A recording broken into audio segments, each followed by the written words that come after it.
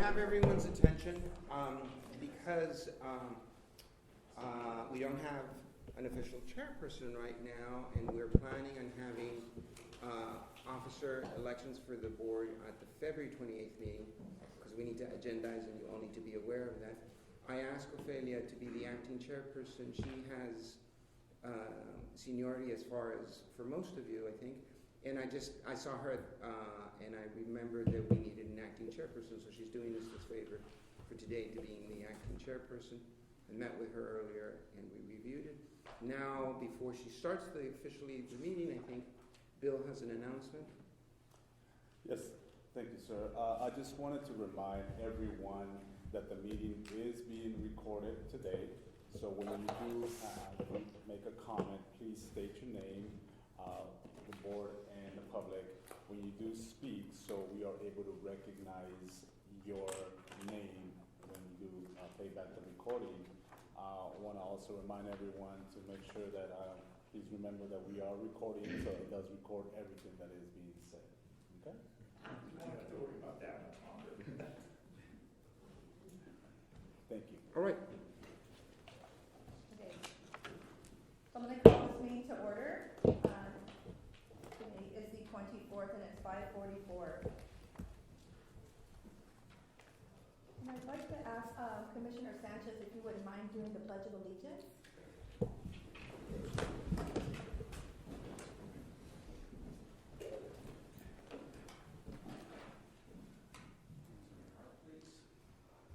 Pledge allegiance to the flag of the United States of America and to the republic for which it stands, one nation, under God, indivisible, with liberty and justice for all.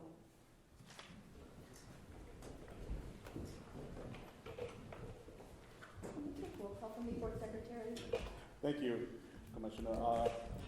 Citywide Representative Irma Macias. Ward 1 Representative Humberto Sanchez. Present. Ward 2 Representative Gisela Contreras. Present. Ward 3 Representative Cecilia Aguinaga. Present. And Ward 5 Representative Ofelia Velarde Garcia. Here. We have a quorum. Thank you. I did want to announce that the Employee of the Month that we were going to have for this month is going to be postponed to the next meeting on the 28th, since the employee could not make it to today's meeting. It's time now for a presentation of the special service to the community. So I'm going to pass the floor to one of our commissioners to make that presentation.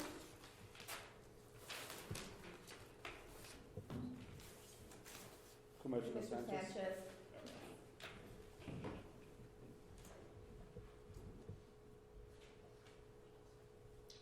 Okay. This is DNS construction. It is my pleasure to, if you'd like to, Councilor.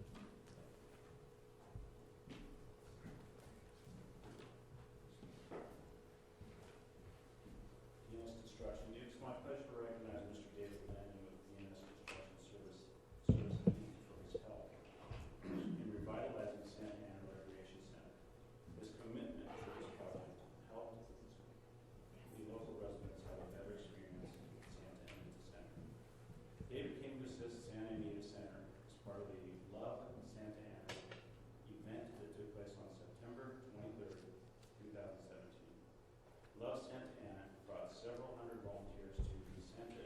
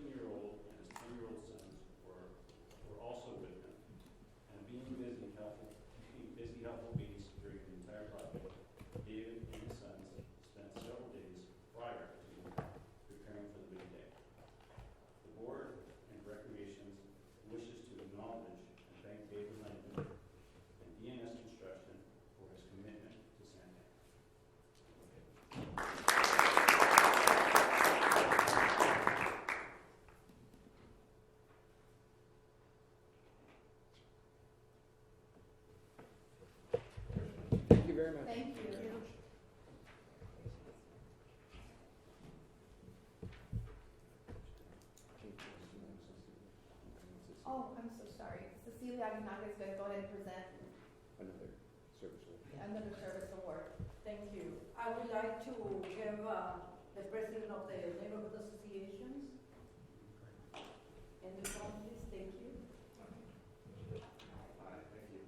Yeah, nice to meet you. Okay, the Board of Recreation and Parks is proud to recognize Park Santiago Neighborhood Association as the recipient of this year's Community Service Award. The goal of the Neighborhood Association is to preserve and enhance the integrity and quality of the neighborhood, as well as to develop community unity and communication among neighbors. The Neighborhood Association has, as part of the commitment to the enhancing the community, developed goals for enhancing Santiago Park as well. Residents from Park Santiago have spent several Saturdays over the past months beautifying Santiago Park. From park cleaning up projects to enhancing areas throughout the park. The Neighborhood Association will contact and coordinate its efforts with the Santa Ana Police Department, Parks and Recreation, and other city agencies. Park Santiago Neighborhood Association has developed a comprehensive strategy to assist the city of Santa Ana in providing additional resources to maintain the quality and natural beauty of Santiago Park. In addition to the park beautification project, many members of the Park Santiago community eagerly participate in an annual coastal cleanup day at Santiago Park. During the cleanup day, hundreds of pounds of trash and debris is collected and discarded, keeping the Santiago Creek and watershed clean and debris free. With the city of Santa Ana's purpose to provide quality service to enhance the safety, livability, and prosperity of our community. The dedication, collaboration, and efforts of the Park Santiago Neighborhood Association helps the city to achieve its purpose and to reinvigorate the park, making Santiago Park a place to play, learn, or where one can just sit down under a large oak tree to read a book. Nice. And with this, the Board of Parks and Recreation wishes to acknowledge and thank you, Michael, the Park Santiago Neighborhood Association for the commitment to Santa Ana. Thank you. With this, I will conclude the book with this beautiful. Thank you so much. Well, we couldn't do it without everybody here in the city, and definitely Parks and Rec and Anthony and everybody has been great. So SAPD has been fantastic. Thank you. So much for doing that. People are living in person, so thank you. Okay, Commissioners, we should have in our packet the minutes from the November 15th meeting that we had. Can we just take a few moments to look at that?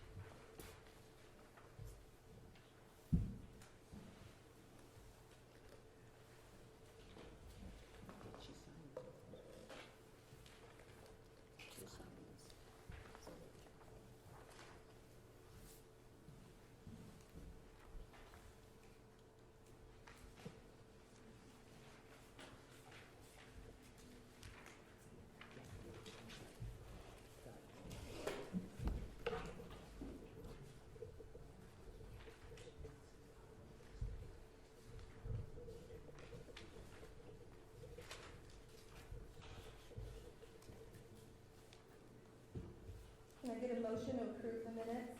I move. Second. I make a motion. Thank you. So those have been approved for the 15th.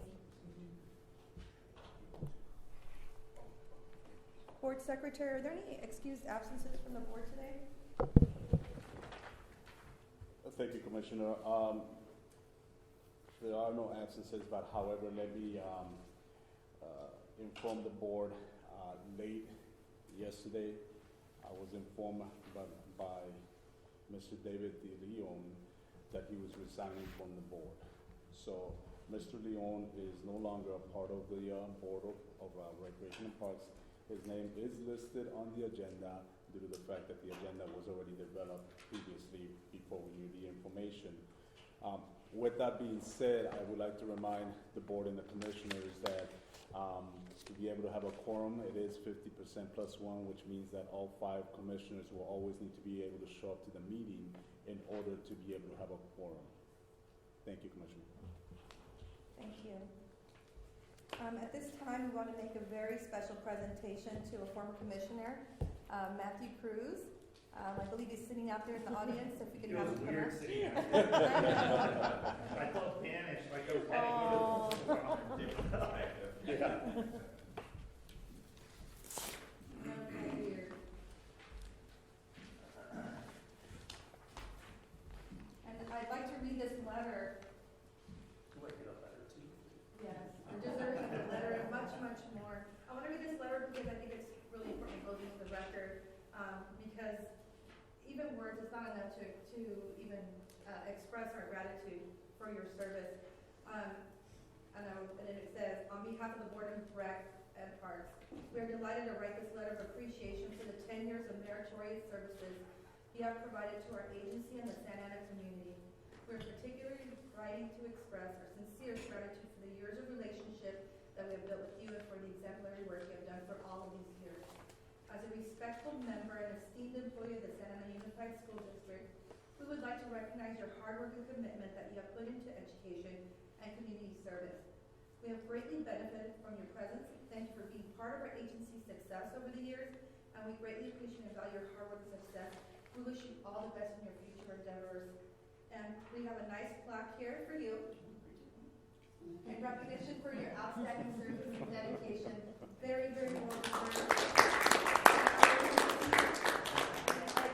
Having known you that long, you're just a great person, and we're just so lucky to have you. Are we gonna get a picture? And then he gets to keep the letter, and we have a duplicate letter that we're sending to the mayor and council as well as to the Board of Education. So we'll be sending that as well. All the letters, you can hold the plaque that way. It's not so awkward.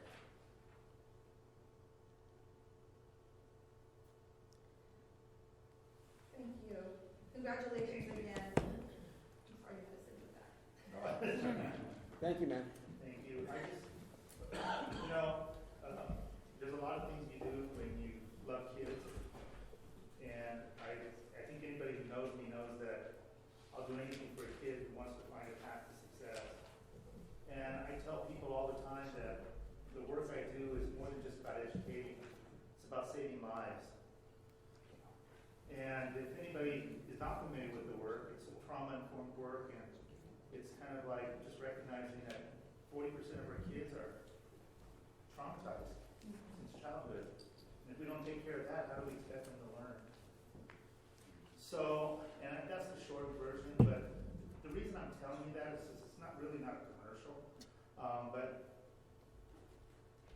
I'm going to consider, and I consider my 10 years with Recreation Parks as some of the most valuable work that I've ever done.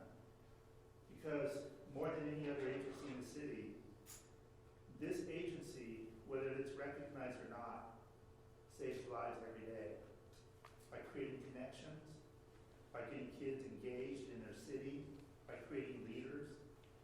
And I know that there's no agency more important than Recreation Parks. And it was only because I consider the responsibility of the commissioner so important that I resigned, because I was continuously being pulled away, or I would never have left. But I see that this agency is in great hands, and so I want to honor each of you and tell you that you're very lucky, and I look forward to seeing great things from all of you. And Gerardo, in all the years of working in government agencies, public institutions, and so on and so forth, I have never met a more apt and able and effective leader. Thank you. And it was an honor serving Thank you. As a commissioner under your leadership, so thank you. Appreciate it. And Thank you. thank you, everybody. I would love that. With my usual song. Yeah, I'm gonna say something. The other way. Very nice. I got it. Will you send it to me? I will. I will. Thank you so much. And, you have my phone? I want to post it. Yeah. Oh, I took one, I'll send Okay, to you good. All right, right now. thank you. And I'm leaving. Yes. Enjoy your evening.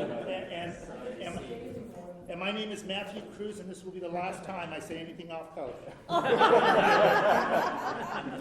Enjoy your evening. Have a good night. Thank you. Bye-bye. Okay, moving on. In our packet, there should be a letter of thanks to the mayor and council on the needle exchange program.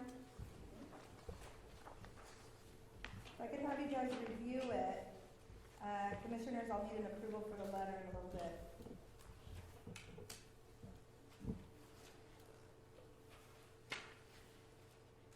This is just a thank you, right? Yes. That's what they were talking about. That's Correct. correct. Okay. I make a motion to approve the send to the city council.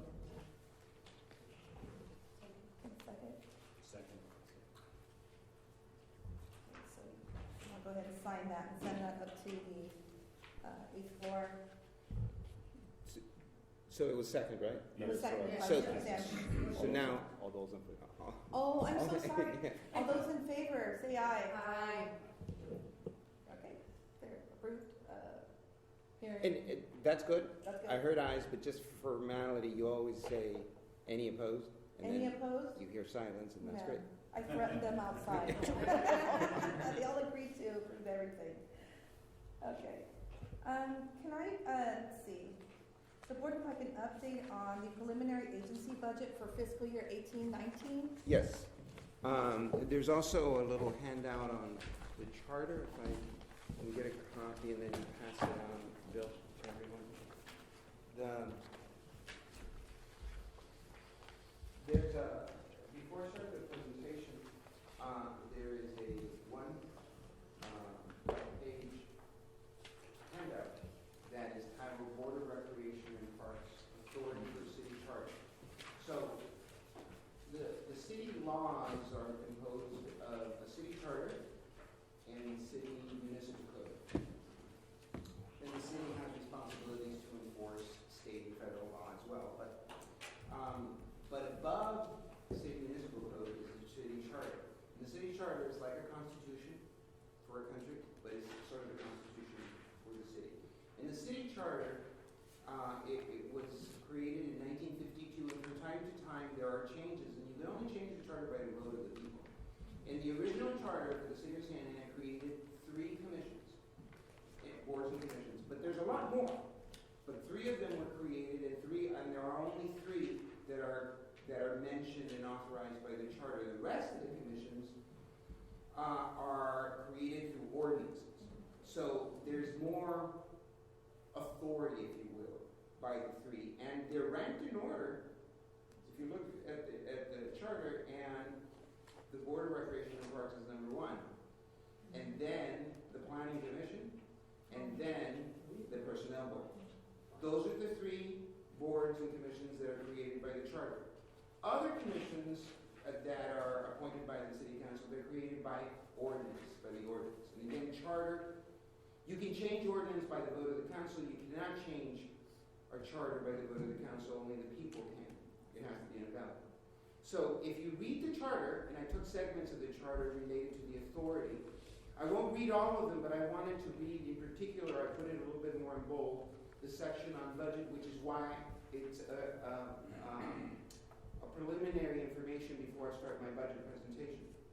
It says, this is word for word from the charter, the Board of Recreation and Parks shall consider the annual budget during the process of its preparation by the Director of Recreation and Parks, that's me, and make recommendations with respect thereto to the City Manager and City Council. And so I actually, 2 or 3 weeks ago, there was a City Manager and Department Head budget retreat in this very room. And I then said very openly, by the way, I'm going to present concepts for next year's budget at the Board of Rec and Park meeting because I'm required by the charter. Not a lot of people know that, but I'm a junkie on these things, and so I read all this stuff. And they say, so when are you going to do that? Oh, I'm going to do it in January. And now, you're not going to see dollar amounts because by protocol, the city manager needs to see the dollar amounts. I have the dollar amounts. I'm going to present the dollar amounts to all of you in the February 28th meeting after I present the dollar amounts in. But you're going to receive the concepts, and every concept has a dollar amount. Okay? And by the charter, when someone says, if you bump into the mayor or a councilor and says, how come you got to know the concepts of what is being recommended for the next year's budget on Parks and Rec before I did? That's because it says in the charter that in preparation. See? Get it? All right. We get, Thank All right. you, Mr. Moore. So that was next. So, thank you for the clarification. I believe the city, it's no news to anyone that the city has some budget challenge. Okay? And in the budget retreat, there's a possibility that in deciding what's going to be added or kept in the budget, that there should be a focus on core services. Now, I have advocated that for many years. And so it all depends on what core services are. So here's my description of core services. Core is our work efforts that are essential to the basic public services expected by the majority of the residents of Santa Ana. Sometimes a way to see it is, think of air is essential.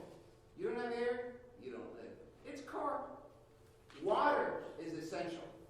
You don't have water, you don't live. It's core. Chocolate, is chocolate essential? No, chocolate is not essential.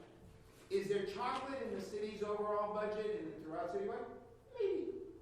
I'm just saying there needs to be focus on core services for our agency in Parks and Rec.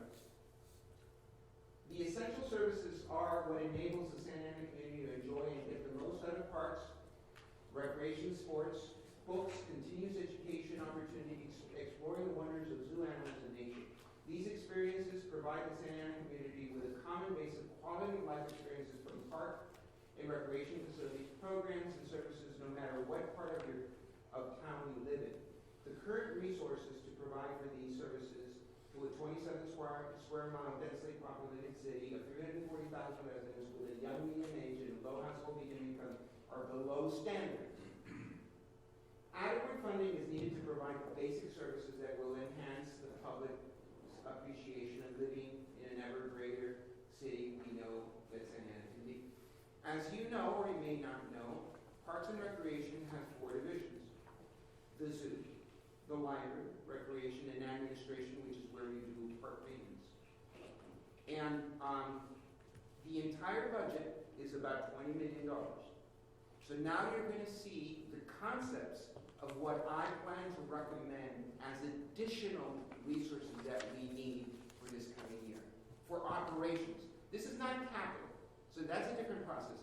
Capital is monies to build something. This is operational. The $20 million is operational. We have 50 parks. We have recreation centers, et cetera, and the stadium, the library, the zoo, and all that. This is operational. Salaries for employees, materials, contracts for maintenance, ongoing repairs, that kind of thing. Next slide. So for the Santa Ana Zoo, 4 divisions, Santa Ana Zoo. The Association of Zoos and Aquariums accreditation was lost last year because services went below standards. So it's very important. You know, we now have a zoo that's what, 65? 66 March. 66 years old in March. It is the county zoo. There is no other AZA accredited zoo. It's the county zoo. This is one of the wealthiest counties in the country. You know, if you want a real zoo experience, you either go to San Diego Zoo, or you go to LA, or you go to Santa Ana Zoo. And so we need to make sure that we have standards. We went below standards, we lost the AZA accreditation. We want to be able to come. And so to successfully implement the plan to raise the standards of services in fiscal year 18-19, the zoo needs a new full-time visitor coordinator with support of a part-time administrative aide that will enhance general visitor experience and ensure the integrity of the ticket booth operation. Years ago, we used to have a full-time visitor services coordinator, things with regards to customer service, handling the ticket booth operations, and a variety of different things. They were very smooth, and because of the budget, that person took another job and we were never allowed, we lost that position to fill it. It's time to fill it in order to enhance the quality of the day-to-day and operations. If not, you have the zoo manager. By the way, let me introduce our new zoo manager officially, Ethan Fisher. As of January 16th, he's our new zoo manager. The zoo manager is doing what he has to do, and then he has to go and oversee visitor or the and you're stretching him. The same with the zoo curator, the same with zookeepers. So we really need this position. Also, this is a higher priority than this one. A new full-time animal nutrition specialist will allow the zookeepers to be able to provide focus on the basic animal husbandry duties. Someone to prepare the food and the diet instead of the zookeepers have to do that and then go take care of the animals and then go prepare the diet and all that. You need a specialist. Most zoos have a specialist on diet. Fill a newly classified budgeted and vacant full-time zoo operation coordinator. He got promoted. We need to fill his vacant position. You know, it's like he doesn't do too much. That really isn't necessarily an add-on to the budget, because that's already in the budget, but it needs to be done. Enhance veterinary services, that's always an important thing, and adequately fund custodial and utility obligations for the zoo, because there's also always increased operations in keeping the restrooms clean, and you know, when visitors come to the restroom and all that. Next slide, that's the zoo. Now we're going to talk about the library. Any questions of the zoo so far? So these are concepts. There's no dollar amounts. I have the dollar amounts. I have to give the dollar amounts first to the city manager, which I'm about to finish doing tomorrow, and then there'll be meetings, etc. I think you'll be able to get the dollar presentation on February 28th. Our library. We have one main library and the New Hope library that serves as a youth services learning center and not as a full functioning branch library. Anaheim has a similar population, and they have a central library and 6 branch libraries. Last year, a full-time youth services supervisor was created and added to help coordinate and provide citywide youth services. That position is about to be filled, and the library's budget needs to be provided with funding for this position in order to avoid cutting library services. The city council last year said add a youth services supervisor to Parks and Recreation, but the funding wasn't provided. We're about to appoint that person. We're going to fund it with part-time monies this fiscal year. There's not a lot of months left in this fiscal year, so we'll be able to do that. But you need to add the money for this position because that's what council wanted, which is a good position. I'm not against the position. But if you don't, then we have to cut somewhere in the library. That's the thing. And we don't want to cut core services. There are full-time vacant youth, 2 full-time vacant youth services technician, one in the children's section and one in the teen section, that need to be upgraded to library position. We're not talking about a lot of money. These positions are vacant, and with a little bit of money, they can be upgraded to librarian positions. Both these sections need 2 additional librarians instead of these youth service technicians. So we're just talking about, you have the money for these 2 vacant youth services technicians, add a little bit more money to make them librarians, because it'll make the core services in the library for the children and the teens better. That's that recommendation. We were directed to add additional services to keep the public restrooms at the main library clean due to the overuse by the transient population. The funding for this existing services needs to be added. We were directed to do that, and we did it, and we appreciate it. We do have an additional extra cleaning of the restroom, but we didn't get the money. So we're cutting. So this year I'm asking for the money. I mean, I want to keep those services, it's a good thing, but we need that additional money.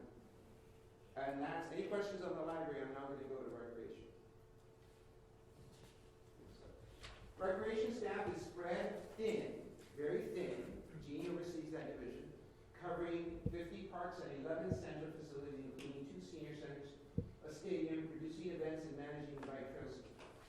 With the new Roosevelt Community Center in Walker Field opening in May, additional resources are needed to operate this center. We already have some funding for Roosevelt Community Center, but we need a little bit additional funding if you want to have programs, arts and crafts, materials, part-timers to help with activities and that kind of thing. We're not asking for any full-time positions, but we do need some additional money to operate. Now, We may not get 12 months worth of funding.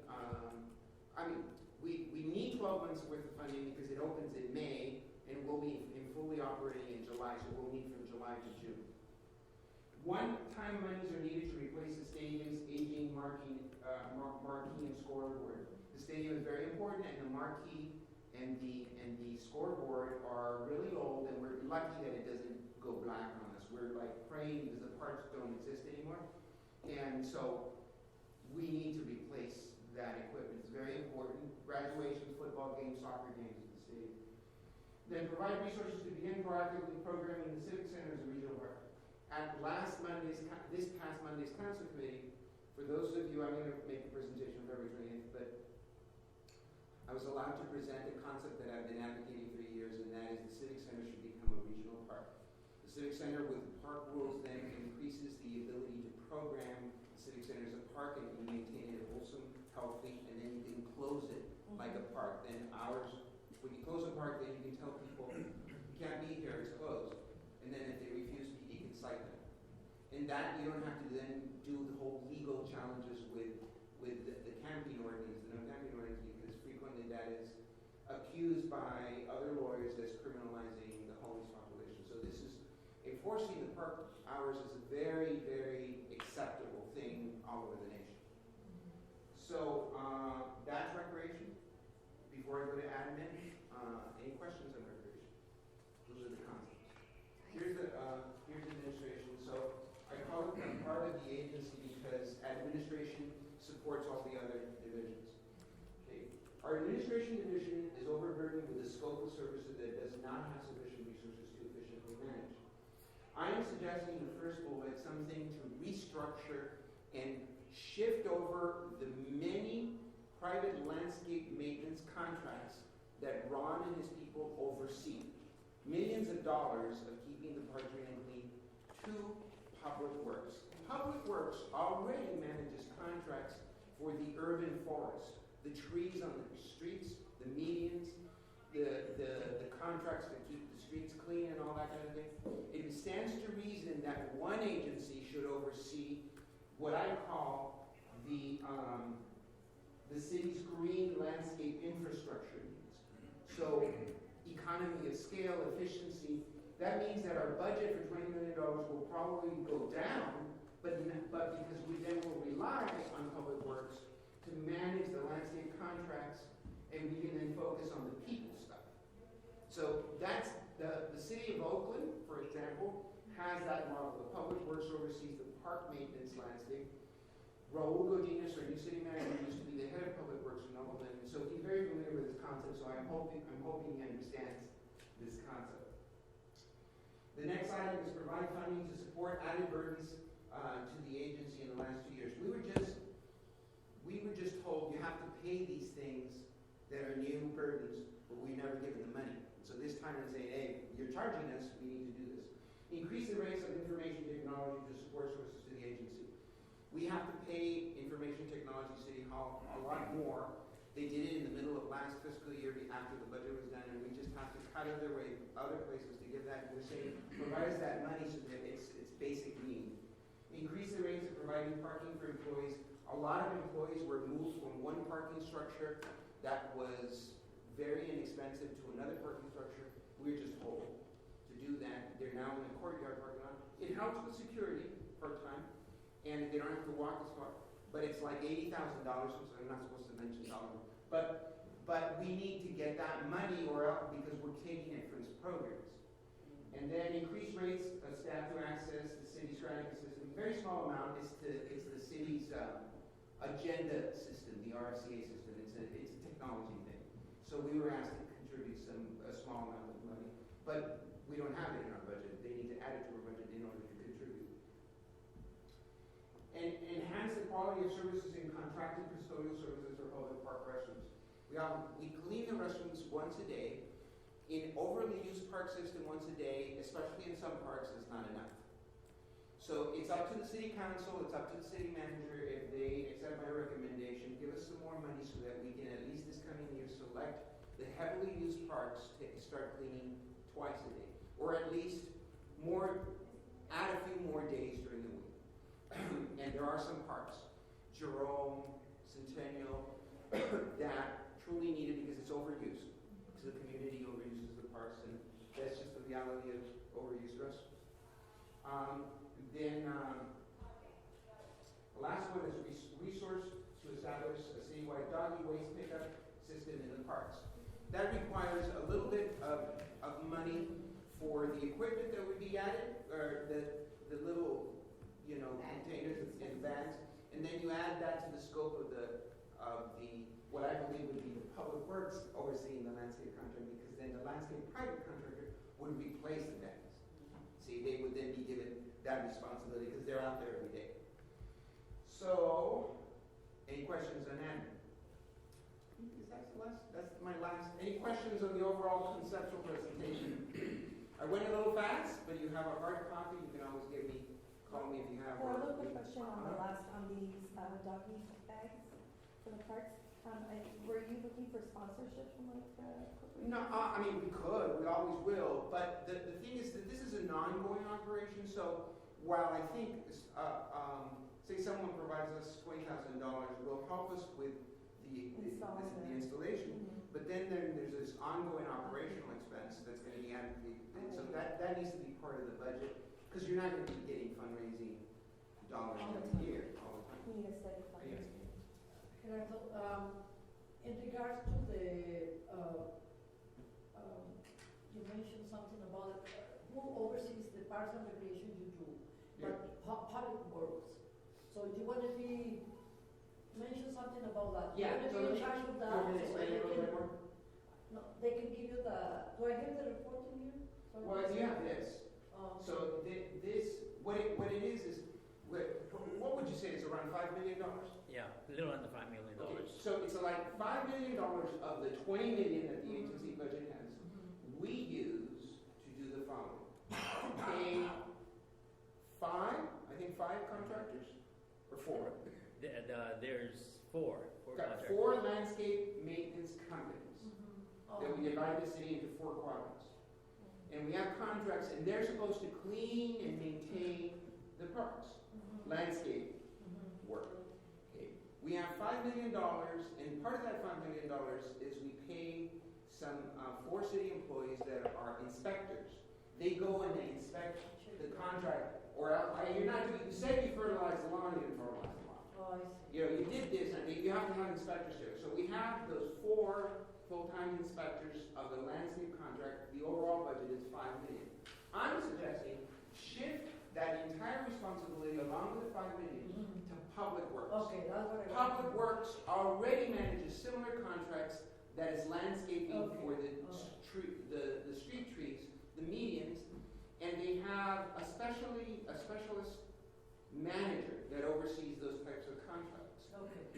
In administration, you have a Rono doing the budget and accounting and payroll and the project architectural stuff. It's just way too broad. See what I'm saying? Yes. We need to focus our resources on the people stuff and have, like, you rely on information technology in City Hall to make sure that our network works. So you rely on public works to make sure that our green infrastructure is doing fine. So, but they're going to be taking away the $5 million. Well, yes, of course, because it's fair. That's what we're being used there. Are you okay with that? Yeah, I'm fine. I'm recommending it. Okay. Yeah. The responsibility, it won't work otherwise. Okay. Because the council's not they're gonna take $5 million from somewhere. If they want to keep it in Parks, they're gonna take it from somewhere. And just like, for example, if there's a park safety issue, a criminal issue at a park, we don't send, I would send Ron Ono to arrest someone. The police department. The police department, he can. Yes, he can. Please don't. But the police department, doesn't rely on Parks and Rec budget. They have their own budget. Yes. Quite a large budget, right? To pay for the police officers that comes and arrest someone in a park or whatever because they're doing some criminal activity. This is the way it would work. For green infrastructure and landscape maintenance, public works will come. Okay. So when I'm at a neighborhood associated meeting, what happened to they're not trimming the trees in this park well and all that. It says, I'll call public works. Works. Yes. See, and they're providing, just like, Okay, I that's don't know, good. there's a lot of, illegal activity in this park gambling. I'll call the police department, because Ron doesn't arrest people. He needs that. It's a structural recommendation that I'm making. Okay. And I hope you understand that to advocate that we keep the 5 million will be a deal breaker. It just won't work, No. you know? No. Yeah. Whatever is best for you guys. Yeah. I have a question. And I don't even know if they're gonna be accepted. Public Works will resist this, by the way. They Oh, don't want, really? they won't want additional work. You remind me, Gisela? Yeah, Gisela. Do we oversee that, I'm not sure if there's more than one, but that public restroom that's just kind of like a sole in front of the Yos? No, that's actually overseen, by Public Works, because it's been put in the right of way. It's been put in, it's not a park. It's a Right, park, it's it's a just a park, restroom. yeah, I was yeah. just- Is there more like that throughout the city? No, I think it's the only one. It's the only one to my knowledge. Okay. Yeah. Do you have any idea if they foresee installing any more of those throughout the city? I do believe there's a plan to open up some additional ones in the downtown. I don't know where they're at on that. Right, but possible, yeah. Yes, Okay, yes, I do believe there's a plan I for think that. it's a great recommendation. Yeah. Okay. Any other questions? Well, thank you very much. I hope to bring you back numbers with the same presentation with numbers on the 28th. Okay, thank you. Gerardo, are you also going to be providing an update on the Santiago Park Gas House project? Yes. So with the team,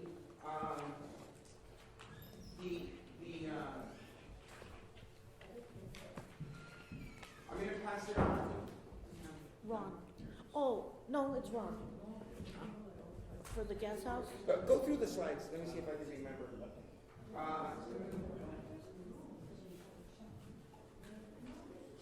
So I do that one, Yeah, and then, and I do that one. I do the last two. Okay. And then, you guys, I said you were script. I thought, Jeannie, you were gonna talk about, and you and Anthony were gonna, well, I was gonna introduce Anthony. okay, so Anthony could do it since he's been going to the meetings, the first one? Well, let me introduce him. Okay, got it. Ron was gonna take the first one, and then Gerardo was gonna do the last two. I'm sorry, what? Go ahead, Anthony, tell him. Anthony, you just, Ron was gonna take the first four of the slides, and then you're gonna take. the let me last two. introduce And Anthony you and were then gonna, we'll start. you're gonna introduce. Yeah. I'm going to introduce you right now. Anthony Novella is the Community Services Supervisor for Area 3, Ward 3 if you want to think about it geographic. We are in Area 3, that's why he's here. I wanted you all to see the face. Just like in Ward 6, Area 6 is Enrique Marban. And in Area 1 is Rodolfo Rudy Hernandez. In Ward 2, Area 2 is Erenia Moreno. Ward 3 is Anthony. And Area 3, and Ward or Area 4 is Juan Lara, and 5 is our own Bill Sandoval. And so Anthony's, one of his expertise and long-time experience is outdoor work. Santiago is one of the more naturey parks. He also oversees Catalina, and his office is, explain where your office is. It's right across the creek at the Nature Center. If you're familiar with the park, there's a facility or building right across on the north side, and that's where my office physically is. So have you ever walked by the Nature Center, the archery range, that trail? Beautiful, right? So if ever it's if you see the Nature Center open, it's during the day, stop by and say hi to Anthony. That's where his office is. And we just got, if I can real quick, we just got 3 baby western pond turtles from the San Zoo that we're gonna be raising until they get about yay big. And so we'll return back to the zoo after that to put in their ponds there, but, we're very happy to have the turtles over there. The kids really like the turtles, and we're gonna have a little contest with the kids and people who come to the center to name the turtles. So we're gonna have some names for the turtles. Oh, that's great. So next slide, and I'm going to introduce. So this is a very long park. This park, Park Santeria. Thank you.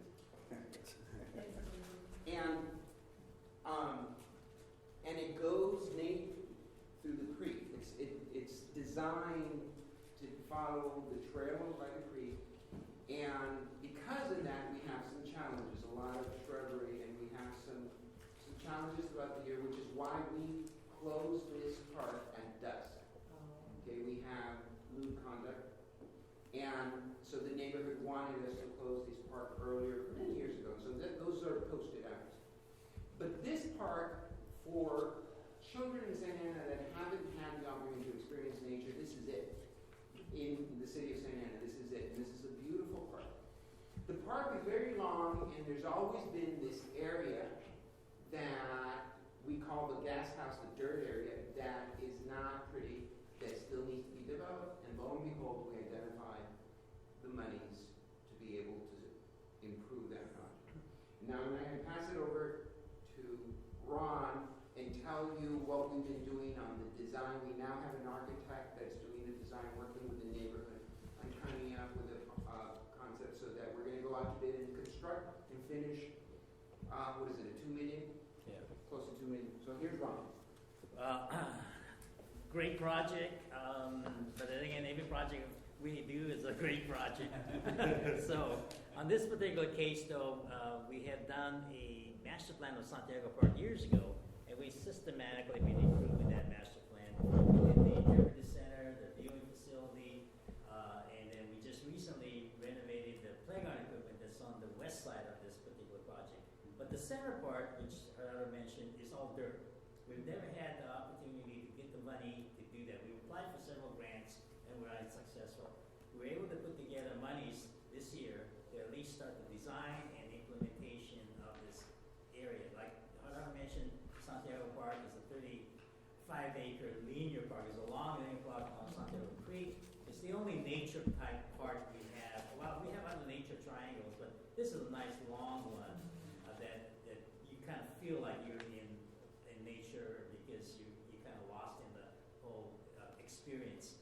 This is also one of the oldest and largest wilderness park we have in Santa Ana. The park is on both sides of the Santiago Creek. It includes riparian habitat areas, recreational trails. The bike trail, Santiago bike trail goes right through the park site, and hopefully we'll connect it onto the Santa Ana River, and then we can continue it down the Santa Ana River. It's got the wildlife watershed interpretive center and viewing facility. It's got the lawn bowling center that you're currently in right now. It's got an archery range way on the east end by the what is it, the railroad tracks, and then it's got the tennis courts, 2 tennis courts, baseball fields, and a log cabin, which we just recently renovated because of a fire that actually happened. So that we were able to renovate that, and the playground equipment that I mentioned we completely renovated. As I indicated, the gas house, you can see a picture of the gas house. The reason why it's called a gas house is because years and years ago when it was developed in the WPA days, it was used to store gasoline for maintenance of the park. That's why it's called a gas house. And it's been like that for a number of years. We've used it for storage, but now, and then we just recently kind of buttoned it up and renovated some areas to secure that site in preparation for this particular project. Next slide. The project, this is an aerial of Santiago, not all of Santiago Park, but just a portion of Santiago Park from Main Street to the bowling greens, but it actually continues further down to the west and goes all the way to the Hart Park on the east side. The area that's highlighted is what we call the gas house project. It's all dirt area. It's from the existing restroom by the playground equipment all the way to the Oak Grove. Next slide. We have, like Gerardo indicated, we already hired the architect, David Gold's design in April. We've already had 2 community meetings here at the site. We actually walked the park and looked at the neighborhood group that attended, provided input on the concept. The architect was present on both meetings, and we developed a concept plan, which I'm going to show you later. And right now we're in design development. What that means is defining the concept plan, identifying the furniture, identifying the light fixtures, identifying the benches, what kind is it going to be, and then the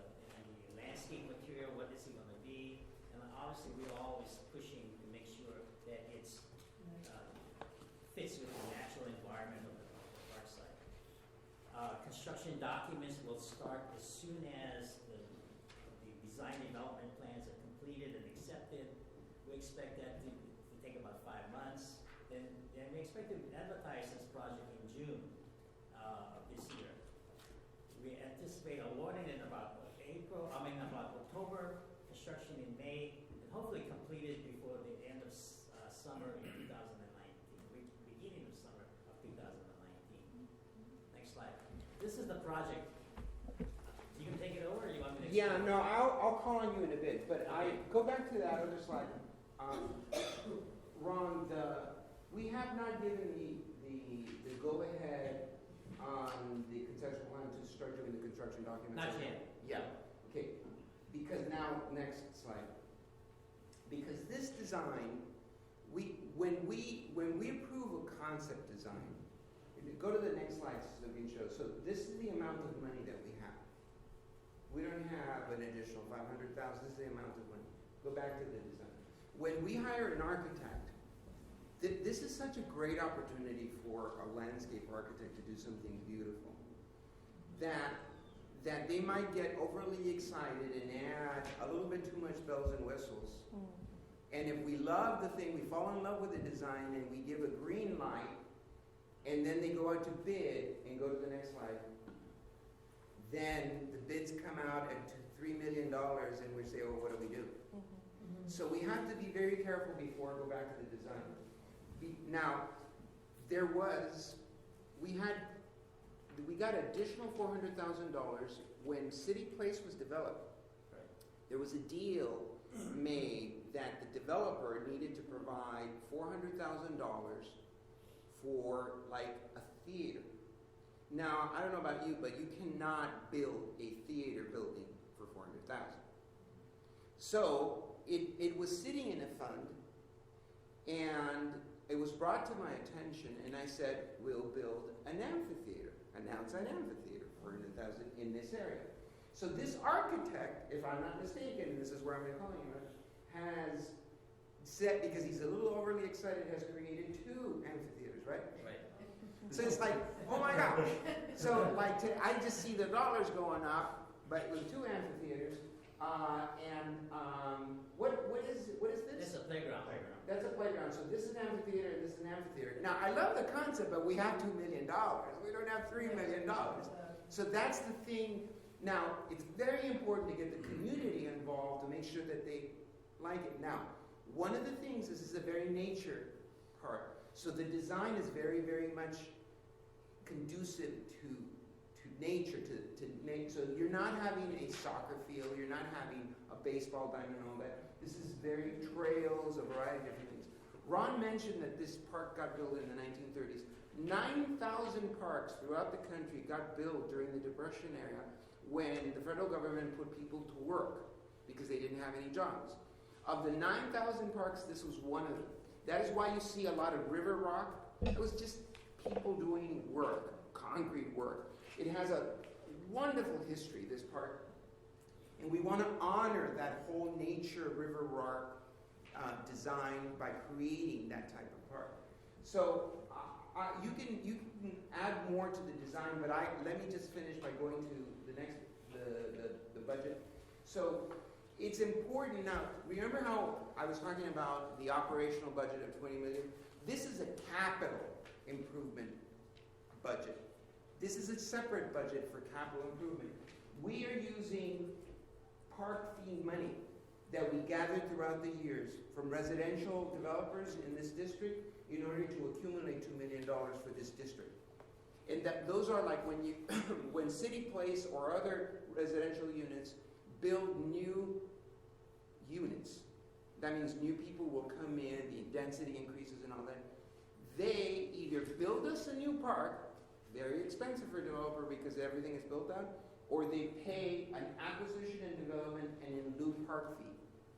And that's how we get sometimes these monies for capital, for recreation, and that's what this is it. And I think it's important for you all to understand, because a lot of people say, well, why don't you take some $10 million of your $20 million and do this? Is because you can't. You have these obligations for operational expenses. It's like a business. Like, you have to maintain a business pay your overhead and variety, but if you want to add a wing to your business, oh, you have to come up with some other monies, or else you're going to have a hard time paying payroll and a variety of different things. So that's why it's called a separate CIP or capital improvement program budget from the operational budget. So back to the thing, is there any highlights, Ron, that you want to point out? Because it's a beautiful work in progress, Right. but I also want to be able to afford it. I don't want to like have an architectural design that's like 2 or 3 years accumulating dust because we don't have the monies. Before I retire, I want to finish. I'll just go quickly over the plan, so that you understand. Here's the existing restroom building. The playground equipment is over here. The oak grove is right here. The land share which cuts through right here, actually, the plan was to take it out and actually have the park connect to the oak grove. And the reason why that came up as a concept is because we wanted to build a playground here that will make this oak grove more inviting to rent. If you rent it, right now, if you rent this oak grove and you have a lot of kids, there's no place to play except going all the way across to this playground over here. So we said, let's develop another playground close by. Now, I'm going to explain, and I already explained to the architect, as the way that he's got this thing structured is too urban.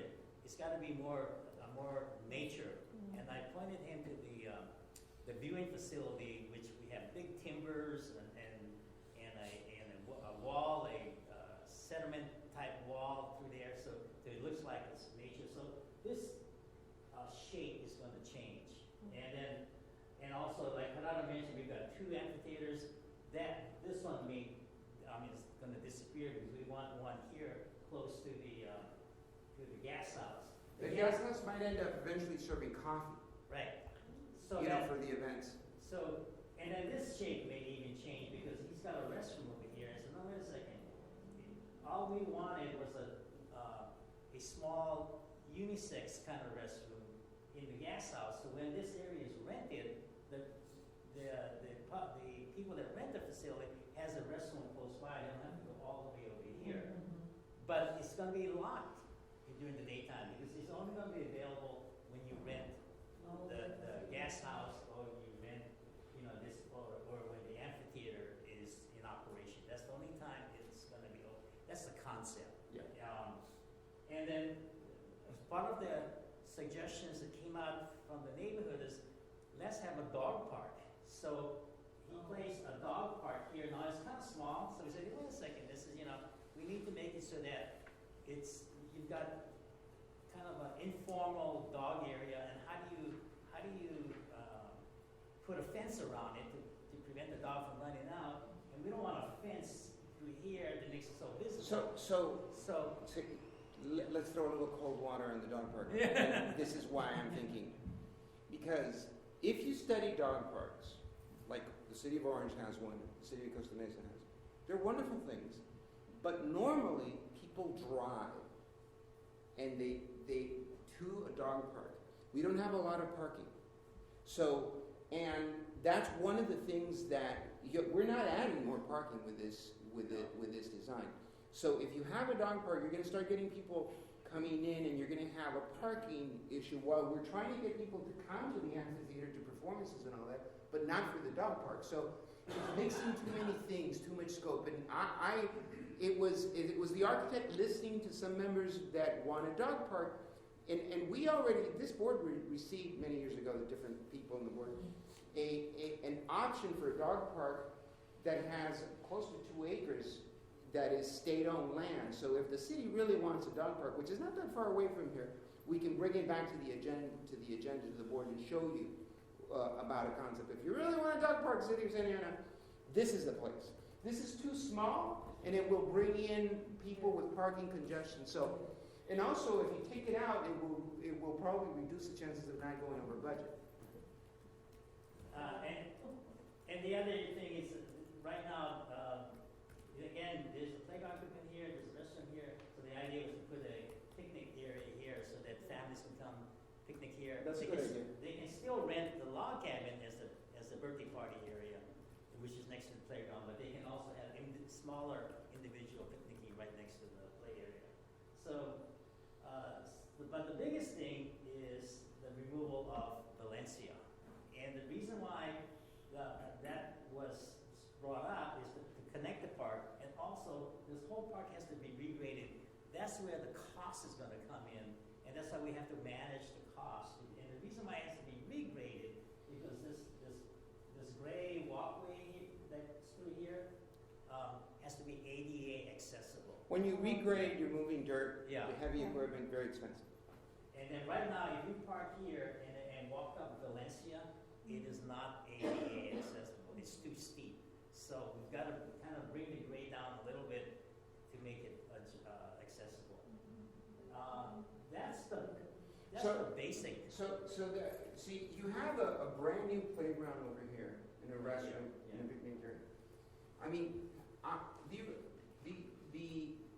the original concept, you have these vintage playground equipment over here that I thought keep the vintage playground, but the architect decided to add a new playground equipment, which is going to increase when you already have one over here. That's new. So to me, perhaps, because originally the amphitheater was going to be here. Correct. Yeah. So it can still be here, but I'm not sure about this. I'm not sure about the dog park, and I'm not sure about a second amphitheater over here because you're going to need most of your money for regrading. Right. In order, because it's too much of a slope. If you go and you walk over here, this is low and this is high. Yeah. And there's a road there, and you want to make it all one, and that costs money. But if you end up you use the $400,000 for a nice amphitheater next to the gas house where you can have coffee, you have poetry, you have performances, you have story time, a variety of different things. And you still have the kids to be able to walk over there to the playground. It's very close by in the restroom. And I do like the idea of giving people a reason to come to the Oak Grove. But the Oak Grove is a great big gathering place, like a big picnic area. It's just beautiful, shady, and all that. That's where, if you want to have a family reunion, a big family reunion in a park, that's the place to have it. There's tables and stuff there. There's tables and but there's a lot of shade, and there's beautiful. It's just beautiful. So very It's right nature. there, just so they know. It's right there. Yeah, it's right there. That's the bowling green. So it's over here to the left. So anyway, this is the concept plan that was put together from the various meetings with the neighborhood association. And it's still preliminary. We still got to go through some design stages. But Hararo mentioned, we've mentioned to the architect so that he can revise it. Lower the scope of it. Yeah, lower the scope. Keep the budget number in mind as we're developing this site. Try to do minimum as much as possible. And we're open for suggestions from the board so that I can relay it to the architect. Again, this is just preliminary. It's going to change a little bit, and then. But it's a cool project. It's a wonderful project. What idea was to put the dog park? Just someone mentioned it, Somebody mentioned it, yeah. and then the architect drew it. Yeah. This is all conceptual, so this is. Yeah, but who hired the architect? We We did. did. Oh. But it's their job. It's their job. No, it's their job. Okay. He didn't do anything wrong. That's part of They're what very you. popular, actually. Dog So- parks are really popular. Yes, but we have more need for children to be. No. present. So true. no, it's just when you really think about it, this is too small. Is it? If you understand the scale of dog parks, dog parks should be at least close to an acre. Because if you want a dog park, that's going to be for small breeds. Period. You're not going to be able to allow large breeds. There's going to be a lot of dogs at one park and they're going to be fighting. But again, dog parks by nature bring cars. It's true. We By don't have nature. parking. And there, by the way, if this board is very interested in a dog park, we'll bring back the study. There's already a place that we're Our recommending. kids need more space. More green space. No, the Yeah. kids. Other need- kids- But anyway, so the architect is paid to listen to the community, come up with concepts. Then we're paid to say, hey, keep in mind the budget, or else we're never going to get this that's done. true. The other thing I should mention, as I said, this is still preliminary before it goes into construction documents. We are taking this also to DRC, the Design Development Sorry. Review Committee. Development Review Committee. And the Development Review Committee is made up of representatives from all the agencies in the city, including police and fire, planning, public works, and so they're going to still provide input on this design. And one of the things that I want to make sure that we have input on is for security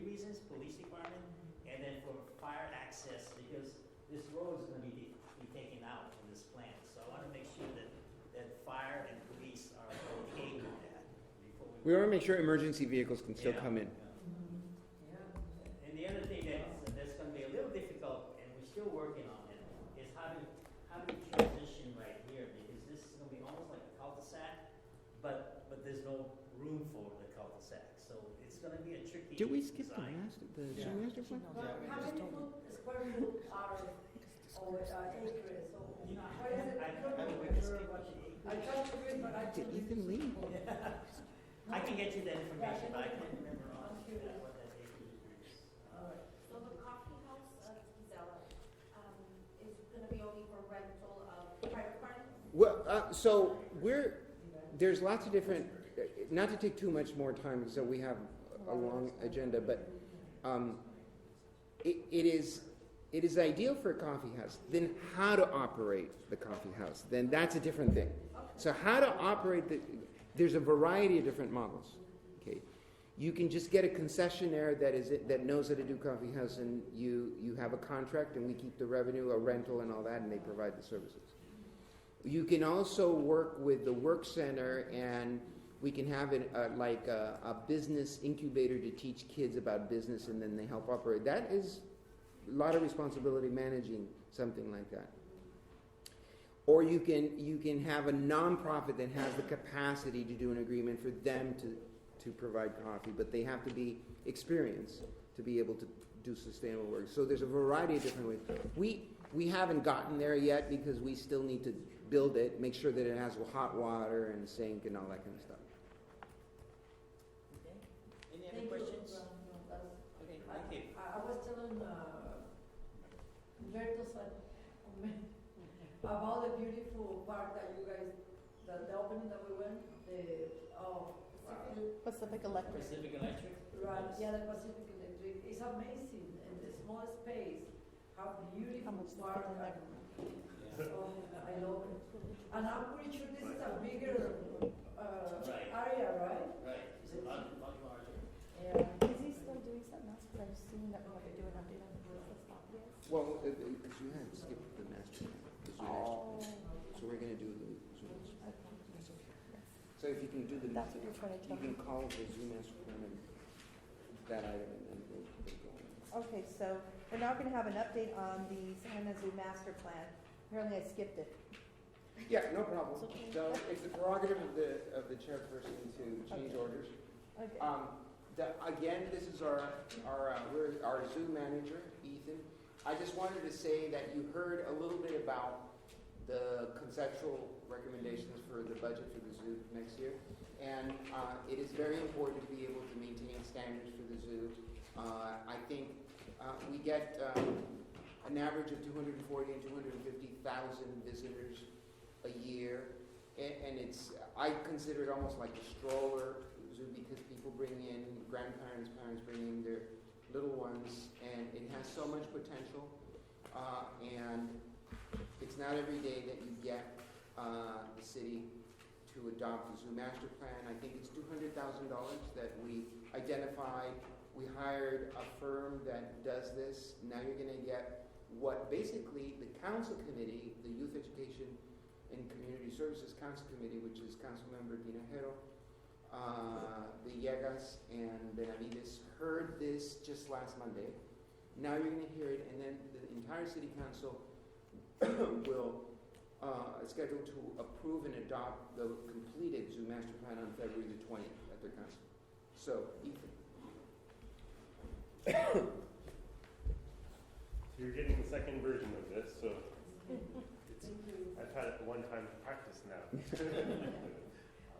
So I'm going to go through an update of the master plan where we are right now. This has been a process that's been going on for about 8 months, I'd say.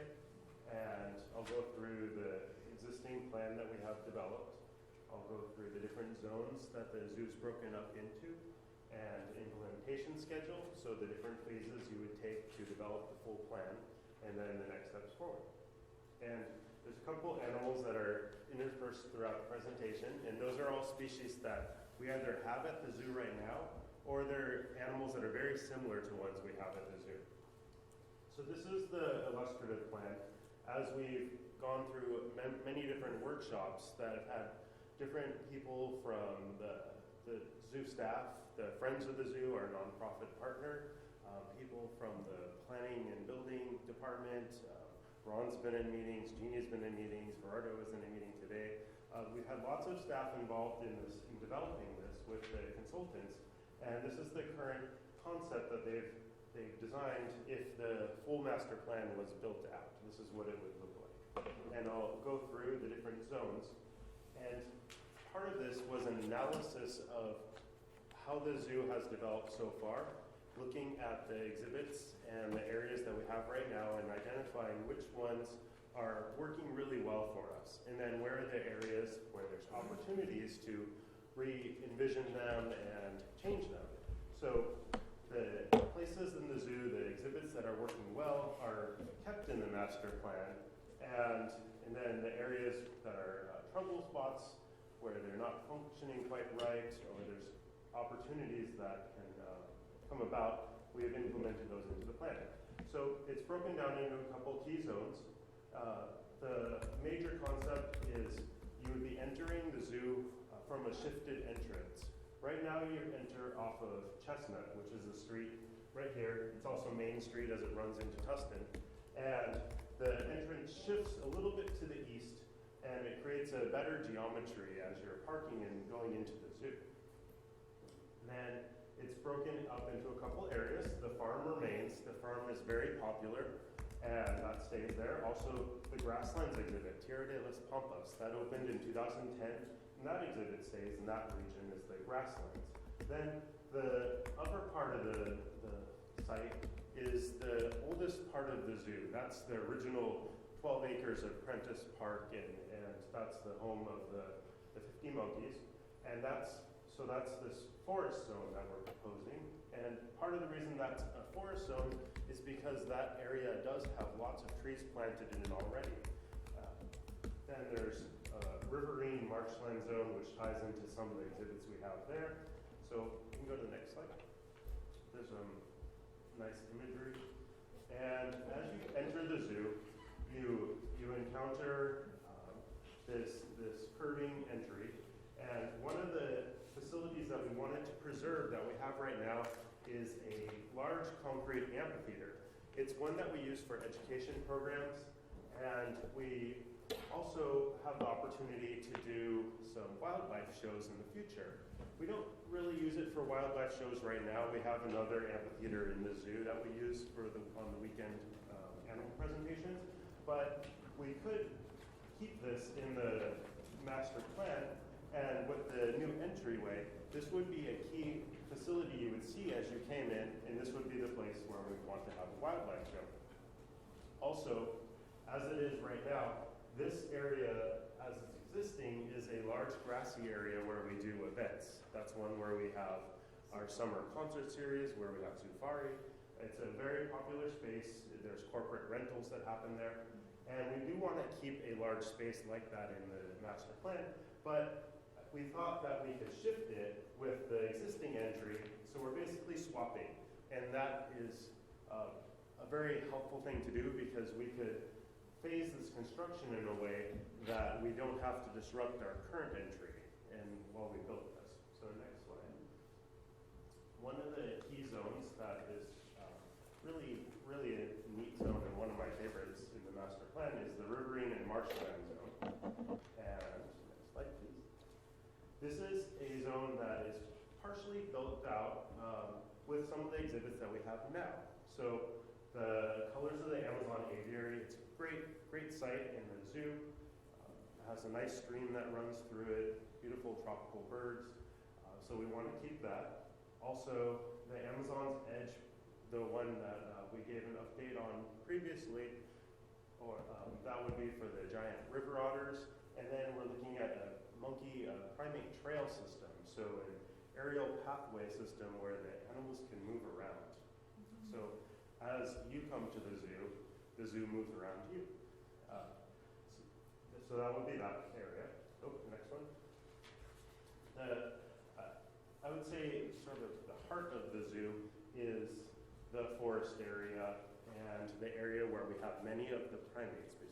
We do have 50 monkeys at the zoo, and we want to have ample space to maintain them. So there's a forest area designed in here, and there's a few things that do remain.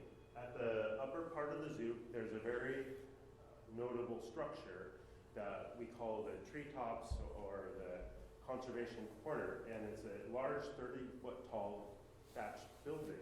So that the architects have preserved as a future viewing area into an animal habitat. They're also proposing a central hub, so another space in the zoo where we could have a restaurant, maybe it's a food truck, maybe it's not an actual building, but another gathering space for people as they're going through the zoo. Next slide, please. And this is the Grassland Zone. So this does primarily consist of the Tierra de los Pampas exhibit, so the exhibit where we have the reyes and guanacos, and also the giant anteaters. We've been very successful. We've been very successful with the giant anteaters, and we've had 4 born. We're also proposing to add in a meerkat exhibit. Most of the animal exhibits in the master plan are South American species. That's one that we've tended to focus on over the years, but we have interspersed a few other species that are either very popular with the public, they have a strong conservation message, or they're a companion species to the primates. They live in the same habitat as the monkeys. So that's why that's there. So next slide, please. The Farm and Adventure Zone. So the Farm and Adventure Zone, this is the area where we have the train ride, the carousel, the Ferris wheel, we have the Crane family farm. It's an area where we have rare breed farm animals. So they're species or breeds of farm animals that were popular in the days past, but are not very common anymore. Looking at this site, it's a great place, but there's some opportunities to make it even better. And evaluating some of the empty pockets that we have in the space, we thought that we could add some adventure or interactive opportunities. We could create a corner where kids could grab a book with their grandparent if they're coming to the zoo with their grandparent, and they could sit on a beanbag and read a book about farm animals. Or one exciting one we're putting in that right now actually we have a grant for is a dung beetle maze. So the kids can play the composting role of a dung beetle and push this giant ball around. So there's a lot of opportunities, even some nature play opportunities. Maybe there's a pile of giant tree logs that the kids can climb on. So that's how this farm area is looking. Also, one proposal was moving the camels over into the farm. Camels are actually a domesticated species. People use them around the world as pack animals. Some people they drink camel milk. They make soap out of it. One of our camels actually came from a camel dairy farm. So that's why the camel is proposed to move over into the farm area. And that's another opportunity where kids and parents could potentially interact with the animal and do a feeding or something. So next slide, please. A key component of this process is the strategic plan. So we have the facilities master plan, which is what I've been going through here, which a diagrammatic version of all the different projects that could happen at the zoo. And the strategic arm is the other component of it, and that's the business plan. That's how it could be developed, how it could happen. And today we just had a workshop. We spent the whole day going through the strategic plan and looking at how we could actually do these different projects, because there's a lot of projects involved in this. And I'll do this. So it's broken up into 4 key phases. Each phase is 5 years long, and each phase has a number of different projects that are part of it. Some of them are big projects, big capital projects. Some of them are smaller things. They might be more operational projects, like here, animal encounter opportunities with the little stars.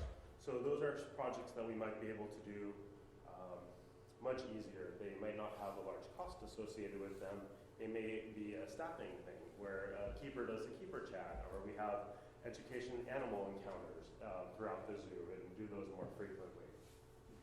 The key items in the 0 to 5 year plan would be adding some more interactive things in the farm, finishing the giant river otter and habitat with the primate element to it, the trail system, and then looking at the upper part of the zoo and focusing on a primate forest and taking a good look at the oldest exhibits at the zoo, which would be the original cages that were built in 1952, removing those and then putting in something new there, because they're really not meeting the needs of the animals and they're not meeting the needs of the visitors anymore. Sometimes kids even come to the zoo on field trips and they ask, it doesn't seem quite right to them. So we want to make sure that the animals are presented in the most natural way we can, and people have a great opportunity to learn about them. So 5 to 10 year, that looks at some renovations and the parking lot changes in the front, continuing to build out the Riverine area of the zoo, and continuing the upper forest area and that central hub. And 10 to 15 years, that would be the entryway moving over, putting in some operational facilities along the freeway wall. We have all the operational facilities built along this freeway because that's the noisiest part of the site. So we want to put all of that over there so that we can have the quieter part of the campus for the visitors and the animals. Next slide. 15 to 20 years looks at putting in a large carnivore exhibit at the very tip of the zoo up here. Could be a bear, could be a large cat, something of that nature. And also continuing to develop some of the other exhibits, maybe a butterfly walkthrough, something like that. The planning schedule so far, this has been a process that has gone on for, since June 2017.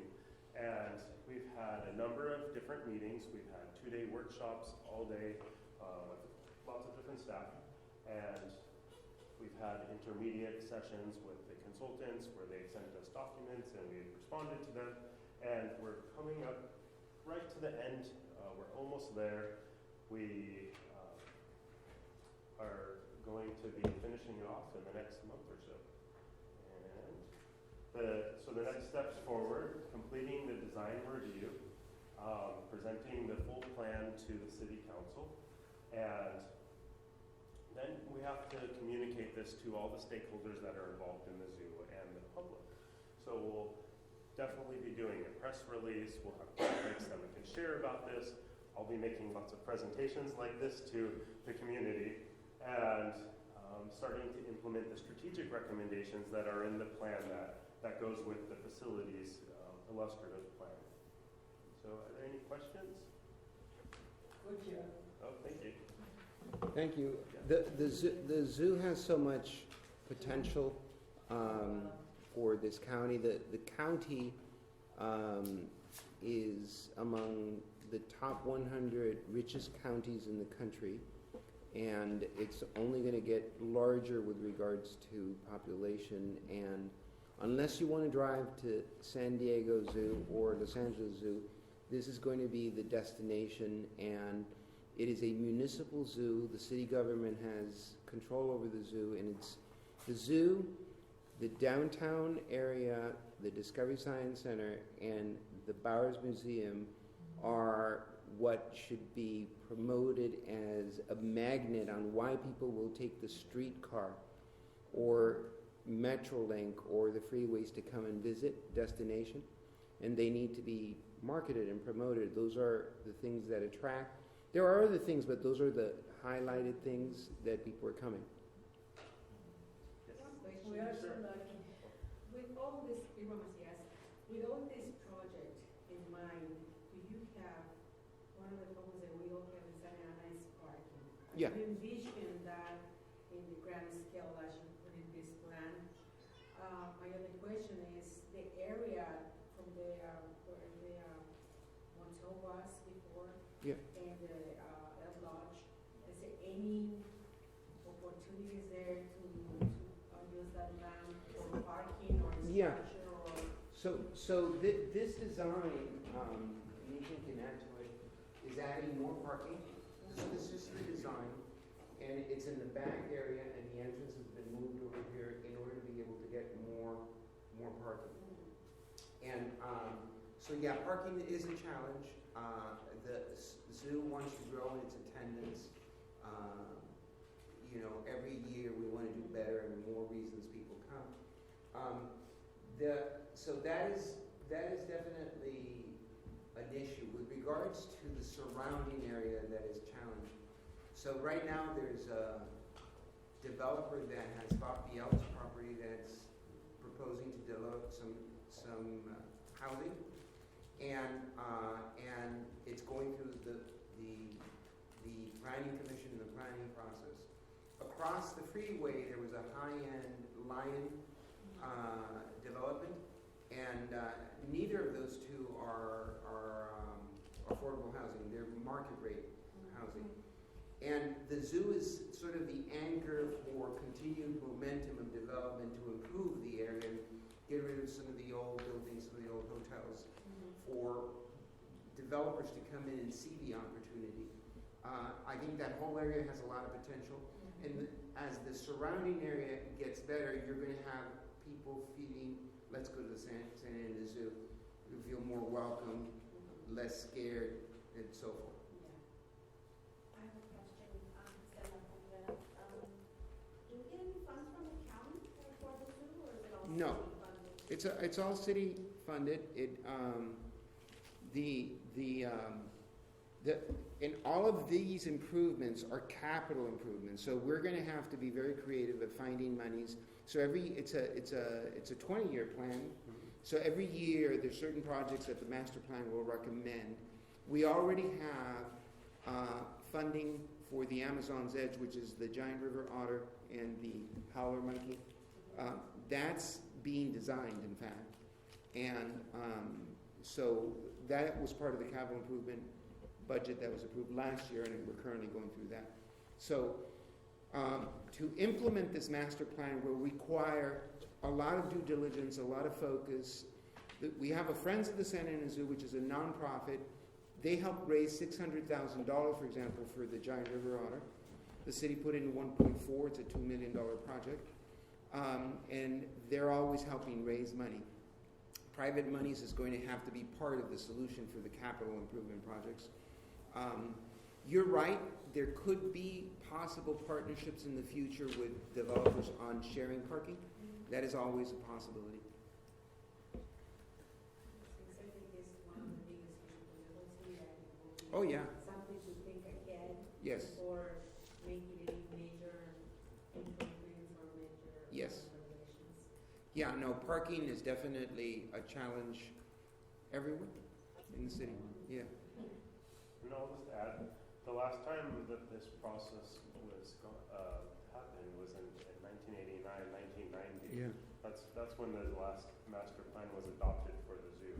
So it's a long overdue process, and a lot has changed in the zoo and aquarium industry over the last few decades, and the ability to serve the visitors and provide better animal care has changed tremendously. So we have all of those changes incorporated in the plan.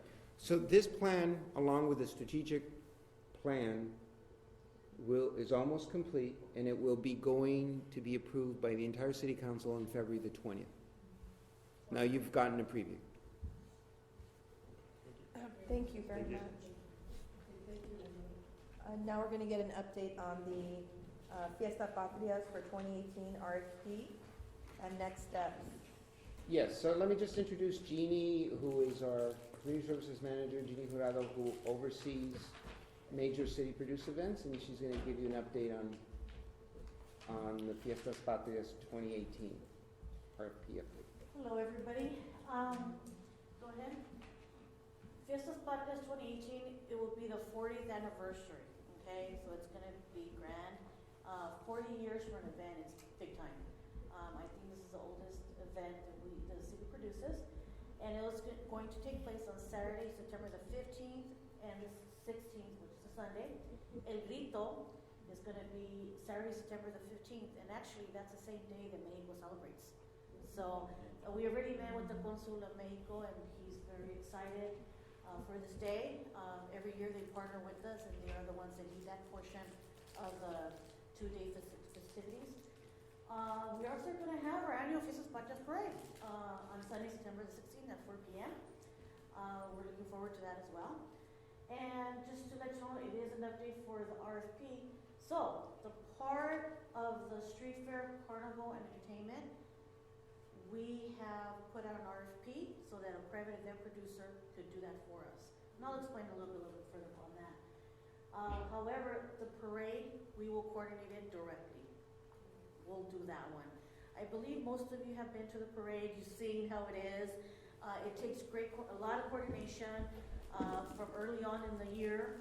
It's not just 1 or 2 meetings with the community and the leaders of every estado de Mexico. You know, there's 32 states, and they all get represented.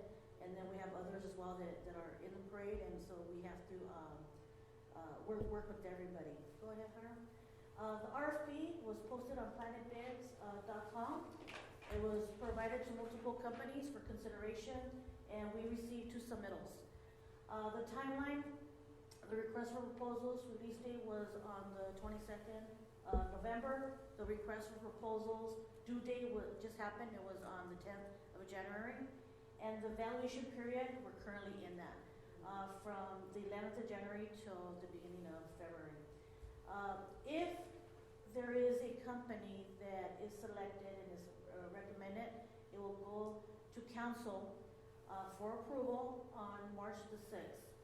That's only if there's a company that's selected. Like I said, there was 2 that submitted, and right now they're reviewing. Go ahead. In the event that a producer is not selected, then Parks and Recreation will continue to produce this event like we have for the past couple of years.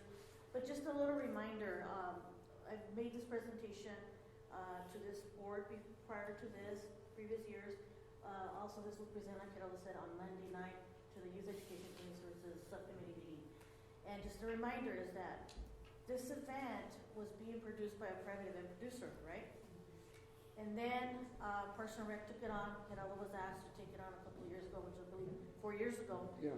And so we've been doing it ever since. But that wasn't going to be like, hey, this is yours, take it on from now on for the next 80 years. So we're here now. We'll see what happens. But in the event that there's no one chosen, then we will do it. You know, we know how to do it, and we'll continue doing it. The option that we are recommending where we have it, so let me explain a little bit more. Option A, that's the location that we've usually had it. There next to Northgate, that's where we have the big stage. And then just the whole event and the booths go this way, okay, down 4th Street. And the carnival on 3rd Street, you all probably remember that over the years. Yes. This last time, we had fiestas on option B, which is on Main and 4th, basically. Okay, so 5th is over here. And then we have the booths over here, and then the carnival over here, like traditionally. It didn't change, so it's a big carnival. Now, the event producers are being considered in the RFP. They were given all options, A, B, and C. C is where, have you all been to Dia de los Muertos? Yeah. Okay, so that's that area. So the stage would be right here where they have it. Option D, this is a new location that we are proposing, and it's a location where you see where the stage is. This is the stadium. Oh. Well, that's Yes. a beautiful setting for up to 8,000, 10,000 people to view a concert. You know how we have the big headliners and the traditional local entertainers? Well, that would be the location. This is Civic Center, this is Santa Boulevard, this is Flower, okay? What we're proposing is that the carnival is here, and the booths are down here in the super block, you know where the court is? Remember the annual Black History Parade? We used to have the parade, and then it ended in this area? It's right there. That's exactly what we're proposing, Yeah. yes. It's like a parking lot. Yes, so what that means is, we just moved it from the downtown area a little bit. It's still closed. The parade is gonna remain the same route. So basically, it's gonna end here. Okay? But So it's where the parade ends. explain why we're thinking about the Yes, streetcar. yes. So there's more background. The reason we're trying to move it away from the hub right here, like we had before. Remember, the streetcar is coming November 2018. Okay? Construction starts November Yes. 20th. So now you see that reasoning.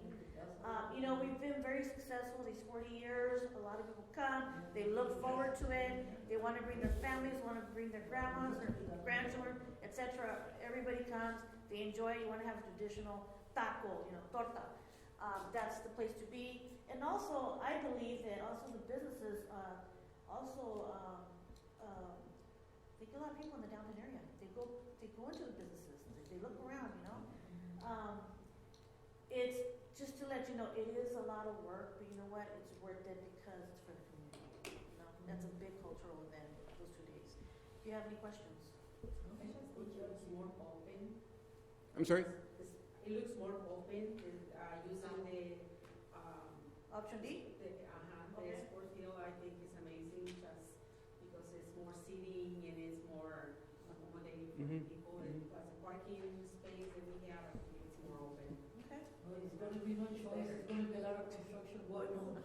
Well, yeah, that's true. Yeah, Gisela? yes. What would be the reasons that we wouldn't get an RFP to do it? It's going for review right now. So Well, we we're got gonna- 2. So Yeah. what happens if it doesn't, you said? Oh. That we would have to do it, or that? Well, we're not gonna recommend someone that Just have the capacity. doesn't have the capacities to do it. That's why we took it on, because the private event producer wasn't able to pay their bills. That's why we were asked to take it over. They finished Fiestas Patrias 2013, and they were not able to pay all their bills, and including paying some of the city costs. So they went under, and then the city manager asked Parks and Rec to start. But it wasn't meant to be forever, because we pull people from the senior centers, rec centers, to be able to do the event. And again, we're not minding the store, the core services, by doing this. So we're not producing Cinco de Mayo anymore. That's not going to happen anymore. And but Fiestas needs to continue because it's 40 years. So just to give you a little bit more background, it takes over 45 of my staff to be out there those 2 days to help with the event and put it on. So Cinco, like he said, is not going to happen any longer.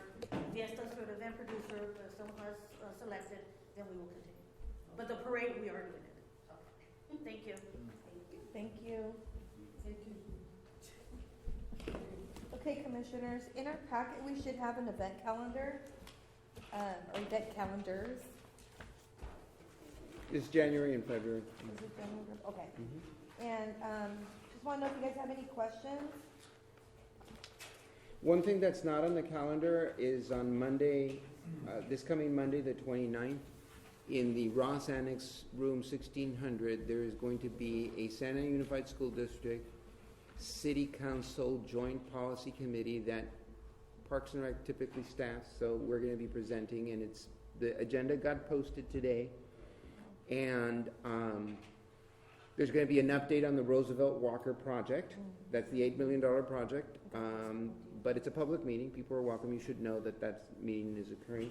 What It's not- time? That's at 5:30 p.m. on Monday, the 29th, in room 1600 of the Ross Annex, adjacent to City Hall. Okay.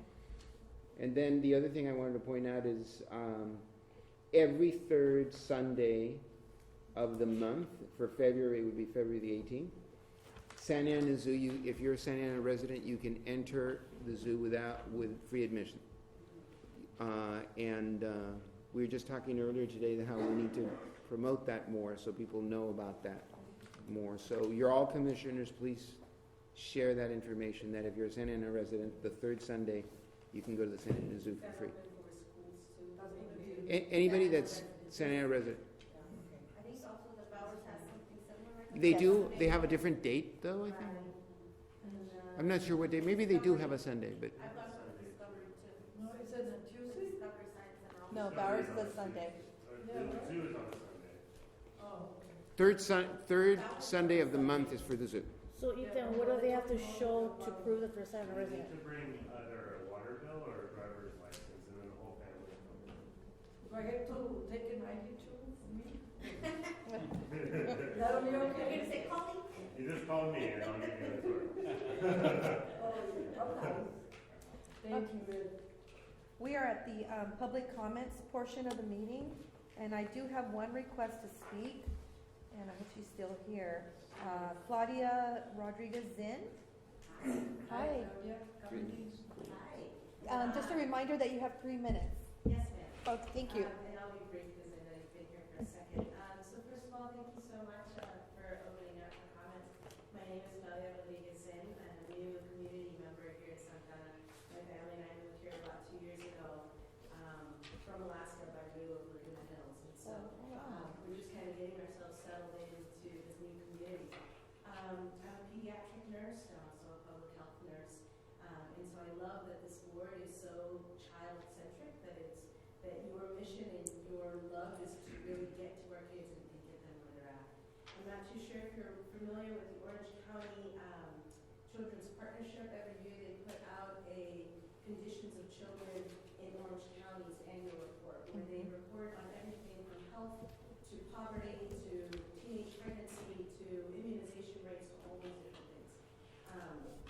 Santana specifically, we're doing better with immunizations, we're doing better with health access and insurability, we're doing better with infant mortality, we're doing horribly when it comes to physical education, nutrition, as well as behavioral health, meaning a lot of our kids are stressed, a lot of our kids are committing suicide and are being admitted for mental health issues.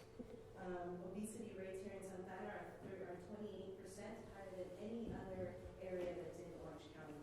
Yet, we have 5 amazing pools that are closed 260 days out of the year. Of the 105 days that those pools are available, there's less than 1,000 public hours available for folks to swim in them.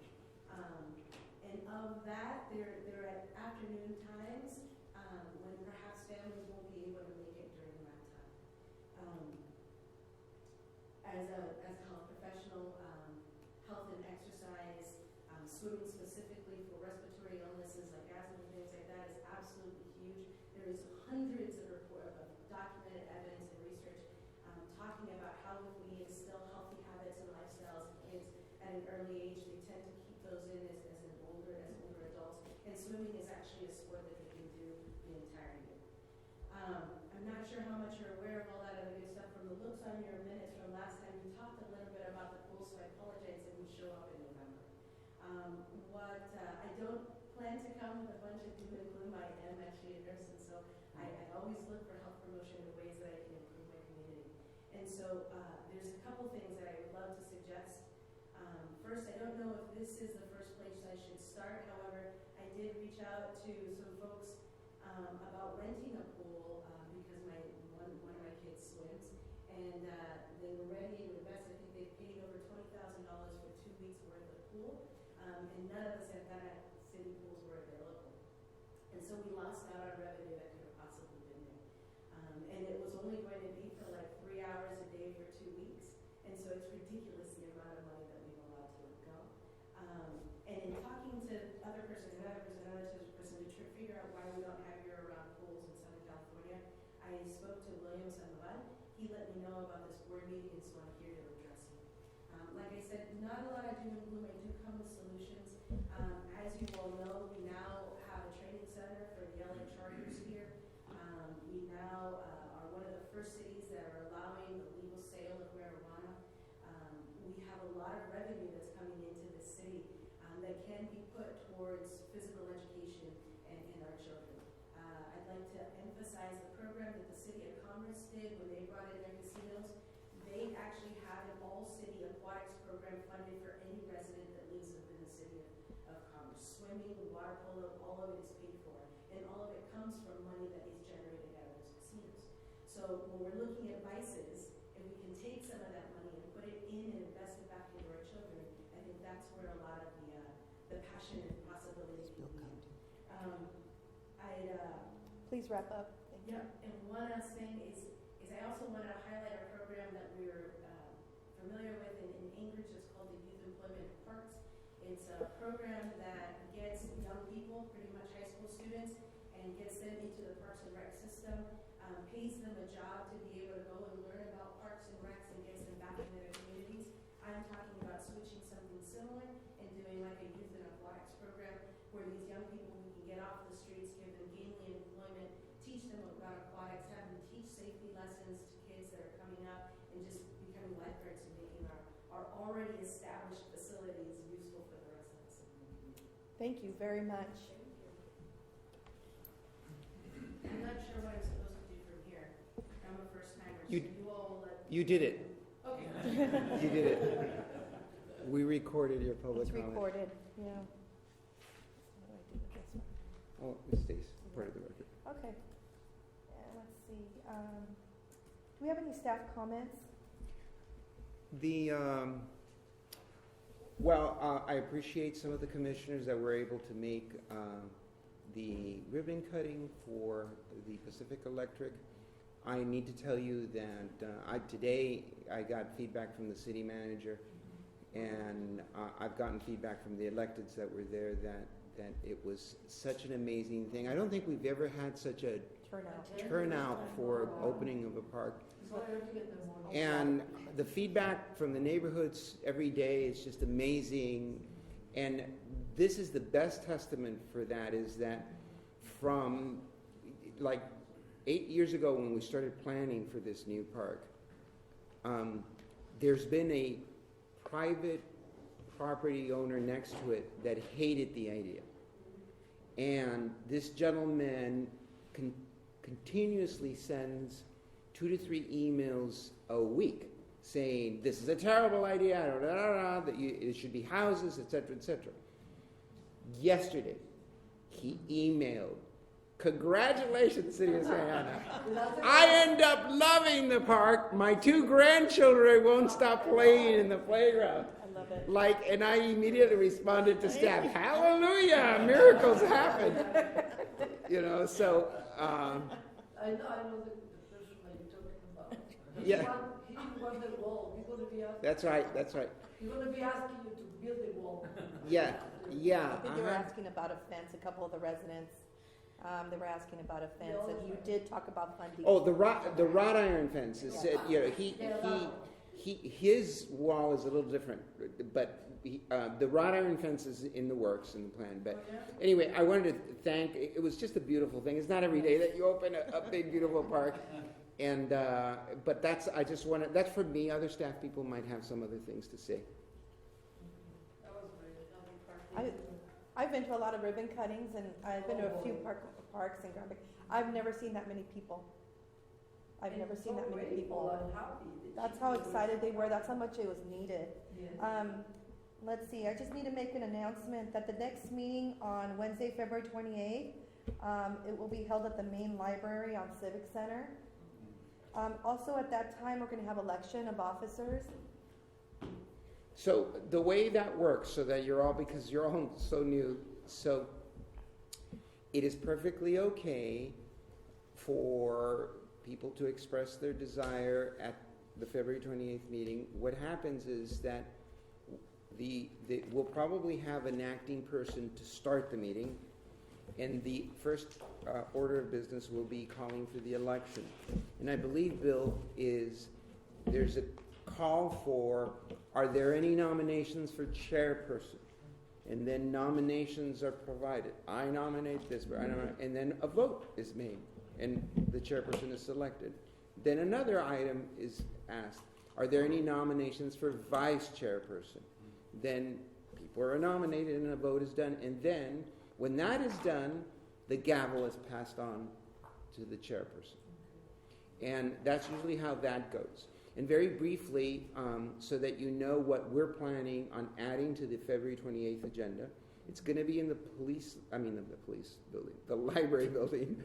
I'm tired. The library building. And you're going to end up having the presentation that I mentioned, the budget, but with numbers. And we're going to have a presentation on the Cypress Firehouse, which is a library. It's a building that potentially is for the library. You'll get a presentation and understand a little bit more about that. You will have a technical thing that we have to get a public meeting to notice that the library has a policy to protect children from bad things on the internet. So there's a policy that needs to be reviewed publicly. It won't take too much time. It's just presenting it publicly. Then I'm going to present to you the concept that I just presented on a Civic Center regional park, so you'll be in the Civic Center, so you'll understand that.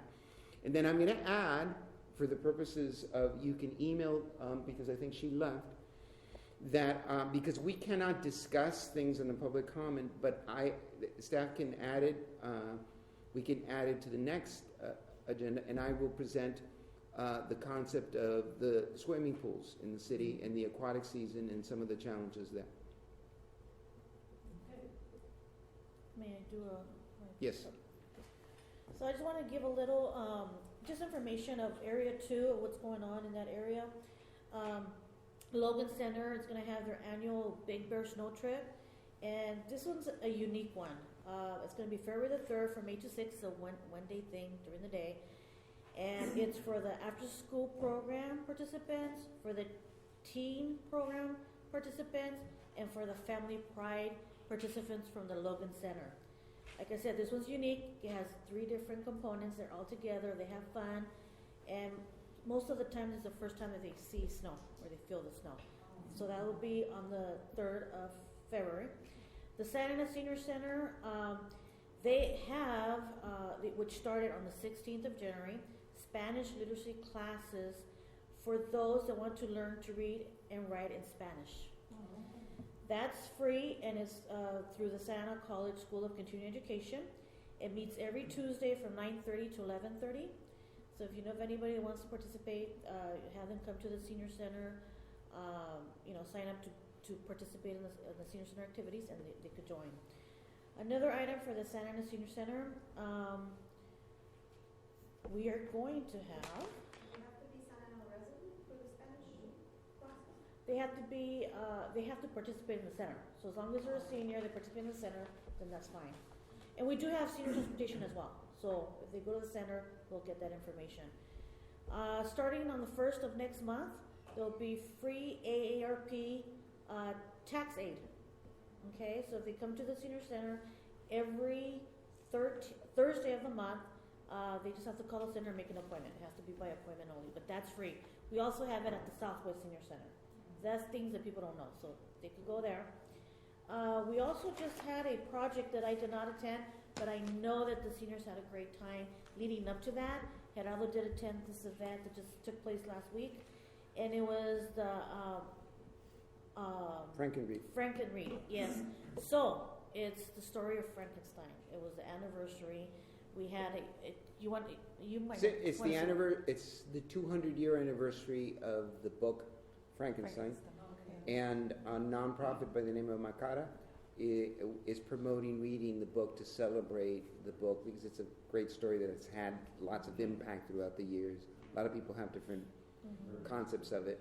And so there was a great presentation, and the seniors did this fantastic art that's still there. Giant monster that they all stitched together. Oh. And I have to see that. There's they drawings did and paintings, yeah. And this is at the senior center? Yes, Santa Ana Senior Center. Is it already on display? Or It's you on just display. said it? Yeah, It's already- okay. yeah. The kickoff The was walk over on there. the 17th, and we had a scholar, a teacher that presented very dynamically the background of. It was written by an 18-year-old girl by the name of Mary Shelley 200 years ago, and it's just an amazing story. But anyway, it's just part of the art and culture. Bring in, and the seniors that were there, and a lot of very well attended, and a lot of teens attended from, I think, the teen program in the library as well. That's all. Thank you. Ron, anything? Yeah, at the November meeting, I indicated that the ribbon cutting event for Roosevelt was going to be February the 5th. Well, we had a meeting with the district, and the date's going to be changed. I just want to let you know, no one shows up on February the 5th. It's going to be changed to someplace in April or May on that project. The Pacific Electric Park project, I appreciate most of you attending that thing. It was an exciting event. Staff indicated it was over 300 people attended, and it makes it overly exciting for me because I've attended a lot of ribbon cutting events through my years, and this particular project, Gerardo already knows this. I designed over the weekend. It was one of those 2-day design jobs that made it, and it was so exciting because I can't believe how much people showed up, how much people loved it, and especially the neighbor next door that was arguing all the time, and now we get this letter. He likes it. House left by the other Yeah, corner. yeah. So it was very, very exciting for me personally. And the other thing I should have mentioned is Patola Park. I don't know if you know about the Sexlinger property that's next to Patola Park on this history, you know. About With the orange groves? Yeah, Yes. I'm sorry? yeah, with the orange groves. Where You- Orange yeah. Grove used to be, yes. And anyway, the developer called it, they're ready to start construction, and they are, so that you're aware of it, we have a property line wall between park and their park. They want to remove it and build a new wall for their project as well as us. So the wall is going to be demoed next week. So in case you hear about something, the wall, somebody's destroying that wall, it's the developer that's going to build a new wall. It's a good thing. It's a good thing, yeah. What street is Portola? Portola? It's on Santa Clara, across the street from Fairhaven Cemetery. For the Serena Cemetery. Across the street from where? The cemeteries, the Fairhaven and the Santa Ana Cemetery, yeah. And that's it. Thank you. I have a couple updates. One that we're working on at the zoo is putting in a little free library out in front of Prentice Park, so that, I'm not sure if you're familiar with that program. There's over 50,000 of them in the United States, but we put a little library out in the park so people can take books and drop off books. Also, there was an Eagle Scout that helped the library make some, so they're offering them to the zoo, and we would put one in the zoo as well, where we can have some books about animals, and if visitors want to come and take a book with them, take it home with them, they can do that. Also, our school programs are almost fully booked through the rest of the school year. On Tuesdays and Thursdays in the morning, we have a couple different programs that we do for elementary school kids. We have one that's the Zoo Explorer program, that's for pre-K through first grade. They come in and they get an orientation, they see some live animals during the orientation, and then they're sent out in small groups into the zoo, and we have different stations set up throughout the park where there's volunteers or educators, and they teach about animal adaptation as they move around the zoo. The other program we do is a bird lab, and that's for a little bit older kids, second grade and older, and they're in a classroom for 2 hours. They see live birds, they learn about birds, they dissect an owl pellet. So that's a very popular program as well. On the animal side, the black and white rough lemurs, they have a pending, well, they have the female's pregnant, so we're optimistic about that one. So hopefully that goes well. And we just finished a renovation of the macaw exhibit. So the blue and gold macaws, very pretty birds. They have an outdoor space where we have them, where they go there during the day, and people can see them up close. So that got renovated with some new landscaping and some rocks, and they have a thatched umbrella that gives them some shelter from the elements, so that got replaced. So that looks very nice. Thank you. Any other comments or updates from the commissioners? I did have a question, actually. I read somewhere that, the new cannabis dispensaries at Parks and Rec will be getting some sort of fund from that. Do you know how much? I think that has been mentioned as a concept. I hope that's true. I don't know that it has been approved at all. I think I've heard policymakers. Where did you read that? I think it was at OC Boys, or what are the news papers? Yeah, I mean, typically, It kind of said like Santa Ana, at the police department, and then it definitely mentioned Parks and Recreation. yeah, and I love that concept. I'm not really sure if it's been chiseled on stone and that it's been done, but Who would administer that type of thing? well, okay. So the new additional revenues are expected because of cannabis, and so the city manager has a responsibility to recommend how those revenues will be used. Okay, so I'm not going to try to think on what he's going to say. Right. But it's the mayor and council, the majority, that approve the recommended budget or not. So they're the ones that the community speak to with, I think it's a good idea, or I don't think it's a good idea, that some of the cannabis revenue should go for youth programming or parks or senior center, whatever the case may be. That's the right of residents to do that. Now we're entering the budget process. I just gave you a very early preview.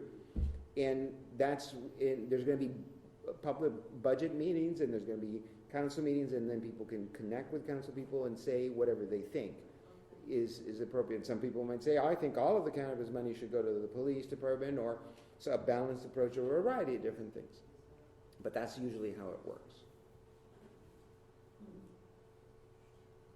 Question in regards to the people that we need to be assigned to the different works. We're talking about now we have to replace David De Leon. Councilman Benavides would have to find a replacement for And him. then also, I see that Tinajero is vacant too as Yes. well. Yes. My concern is we need to talk, commissioners, we need to approach whoever sees either David Benavides or Tinajero kind of mention this. They need to appoint somebody to this commission, because otherwise we're going to be in trouble to have meetings. Again, it's not going to, one of us cannot. Because of the quorum, I think is what you're saying. It's very Yeah, important. yeah. And this board did send a letter, Right. and as soon as that letter, Irma joined us, even though probably it was in the works already, and Mr. De Leon, but unfortunately Mr. De Leon has resigned. But yeah, I think you're by all means communicating. It's up to each commissioner. I'm going to give them a call, and I suggest the other ones to do the same, so kind of pressure them. Another thing is, would you like me to ask my college and vector control about to get somebody from the Garden Grove district, or you have somebody in mind? No, You need somebody? I have heard that the Santa Anita Neighborhood Association President Felipe Guerrero has been in the process. Right. Did you mention it? I've heard that he's been in the process of trying to get approval from the Garden Grove Unified School District for him to be appointed. Okay. I don't know where he's at. It's been a while now. I'll I don't follow know. up with him It's tomorrow. Okay. not fair. We have to give I'll him follow a up with call. him tomorrow and Can find you out. follow up with him? Yeah. Because I know he interviewed with the board, and I think it's up to the superintendent and the board Yes. to make that decision. Yeah, follow up, so we can have that person here with us, Matt. Yeah. Yeah. And then likewise, Matt should be replaced by Santa Ana Unified School District. Okay, just in case. It's not a either or. You can have a Garden Grove rep and a Santa Ana Unified. You should. To be honest, I like somebody from Santa Ana, I mean, you know. No. it's- You're supposed to have, no, it's not an either or. You're supposed to have both. Oh, really? Yes. Oh, That's why, Yes. because there's a lot of schools in the Garden Grove University. Exactly, yeah, It's not like we're switching. You know, you can get a replacement for Matthew Cruz, and you can get a new person to represent Garden Grove Unified School, and they'll be here. Okay. Is that something that you guys do? Do you guys reach out to the school district and let them know, or ask them, are you planning on replacing him? Or? Yeah, in fact, this letter that we gave to Matthew, I'm personally going to give it to the chairperson and the the president and the vice president of the board, because they'll be there on Monday. I'm not staffing that meeting, and to the superintendent, and say we need a replacement. We just gave thanks to Matthew, and then we just need to make sure they do it, and. Well, I think that if we get Sal and David, get their own people to represent their area, it will be Yeah. very nice. Yes. So I'm gonna call them tomorrow. Okay. Thank you. Any other comments? I do have somebody's resume for the student representative, which I'll be forwarding to you. Yes, please. Yes, and then if you forward it to us, and we can have that person come to the next board meeting. Yeah. So I'll forward that to you Okay. before the next meeting. Very nice. To set up. Okay. No other comments? One more. I One more? should probably brought it up when Mr. was. Their ability to talk to Commissioner Sanchez. There's a project being built here of condominiums or apartments or something. Oh, yeah, right here. Yeah, 25, maybe. What's that? What's the impact of that? What the potential impact of that? At Santiago, To the park. To the park. to the park. I know a lot of my neighbors. I live in this area right down the Me street. too. I live in this area. And I know a lot of them are highly against Yes. building of that. I'm probably in that group. Yes. Primarily because of the homeless situation in the parks already. No, So it's, and I know it's complicated, I should have brought it up earlier, but Yeah. I like listening to everyone very methodical in that way, so. there is, if more people, because these are apartments, Right, if more people, there will be just more people, and that's gonna be their neighborhood park. right. So, I live in this neighborhood, and so I don't wanna really get into opinions. I actually need to just, in full discovery, I got a call from the developer, saying that, we wanna help the park, and I'm thinking, well, you just need to go through the development process, because I'm not gonna get in the middle of that. And, I don't know how he got my number, he just called me.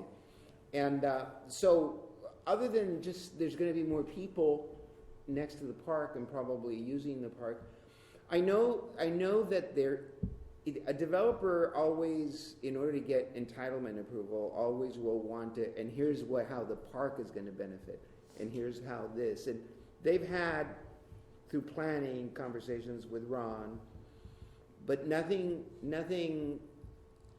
out of the park kind of stuff. And I was asked, and I'm saying, you go through your process. I'm not gonna say, give us $1 million for that and all that, and then suddenly the developer uses that. See, the parks is all it's all for this development, because that's going outside the line for us to do that. But it's a controversial project. There's no question about it. There's signs everywhere about fighting that project. And with perfectly reason, parking is one of them. Oh, sure, parking is an issue. There's actually pros and cons of that Yes. project. You know? Be careful, Ron. I know. No, this is gonna be I'm No, saying- and I'd actually like to hear some of the pros. Yeah, because. I hear all the cons every day, but. Are you working for the developer? The pro is because we want more activity in the park, you're gonna generate more people that's gonna use the park, and by the use of the park is eliminate all the negative elements that may be in the park site. The con side is because you have so many people, all of a sudden now there's gonna be a lot of wear and tear and a lot of maintenance responsibility, picking up trash, and one of the things that I've indicated through planning is that project can be so close to the park, and we really need to look at the face of that project and make sure it helps blend into the park. I don't know what the elevation of that project looks like, but It's high. Yeah, it's gonna be a high project, so how do you make it look like it fits in this park that we wanna keep natural? So, Yeah. I'm not gonna give opinion. Central Yeah. Park is Well done. Thank you. Okay. Are we done? I think so. Okay. I would like a motion to adjourn the meeting. I'm making a motion to adjourn the meeting. Can I get a second? Yes, Second, yes. we're adjourning. It's 7:51. Thank you so much. Thank you. Now,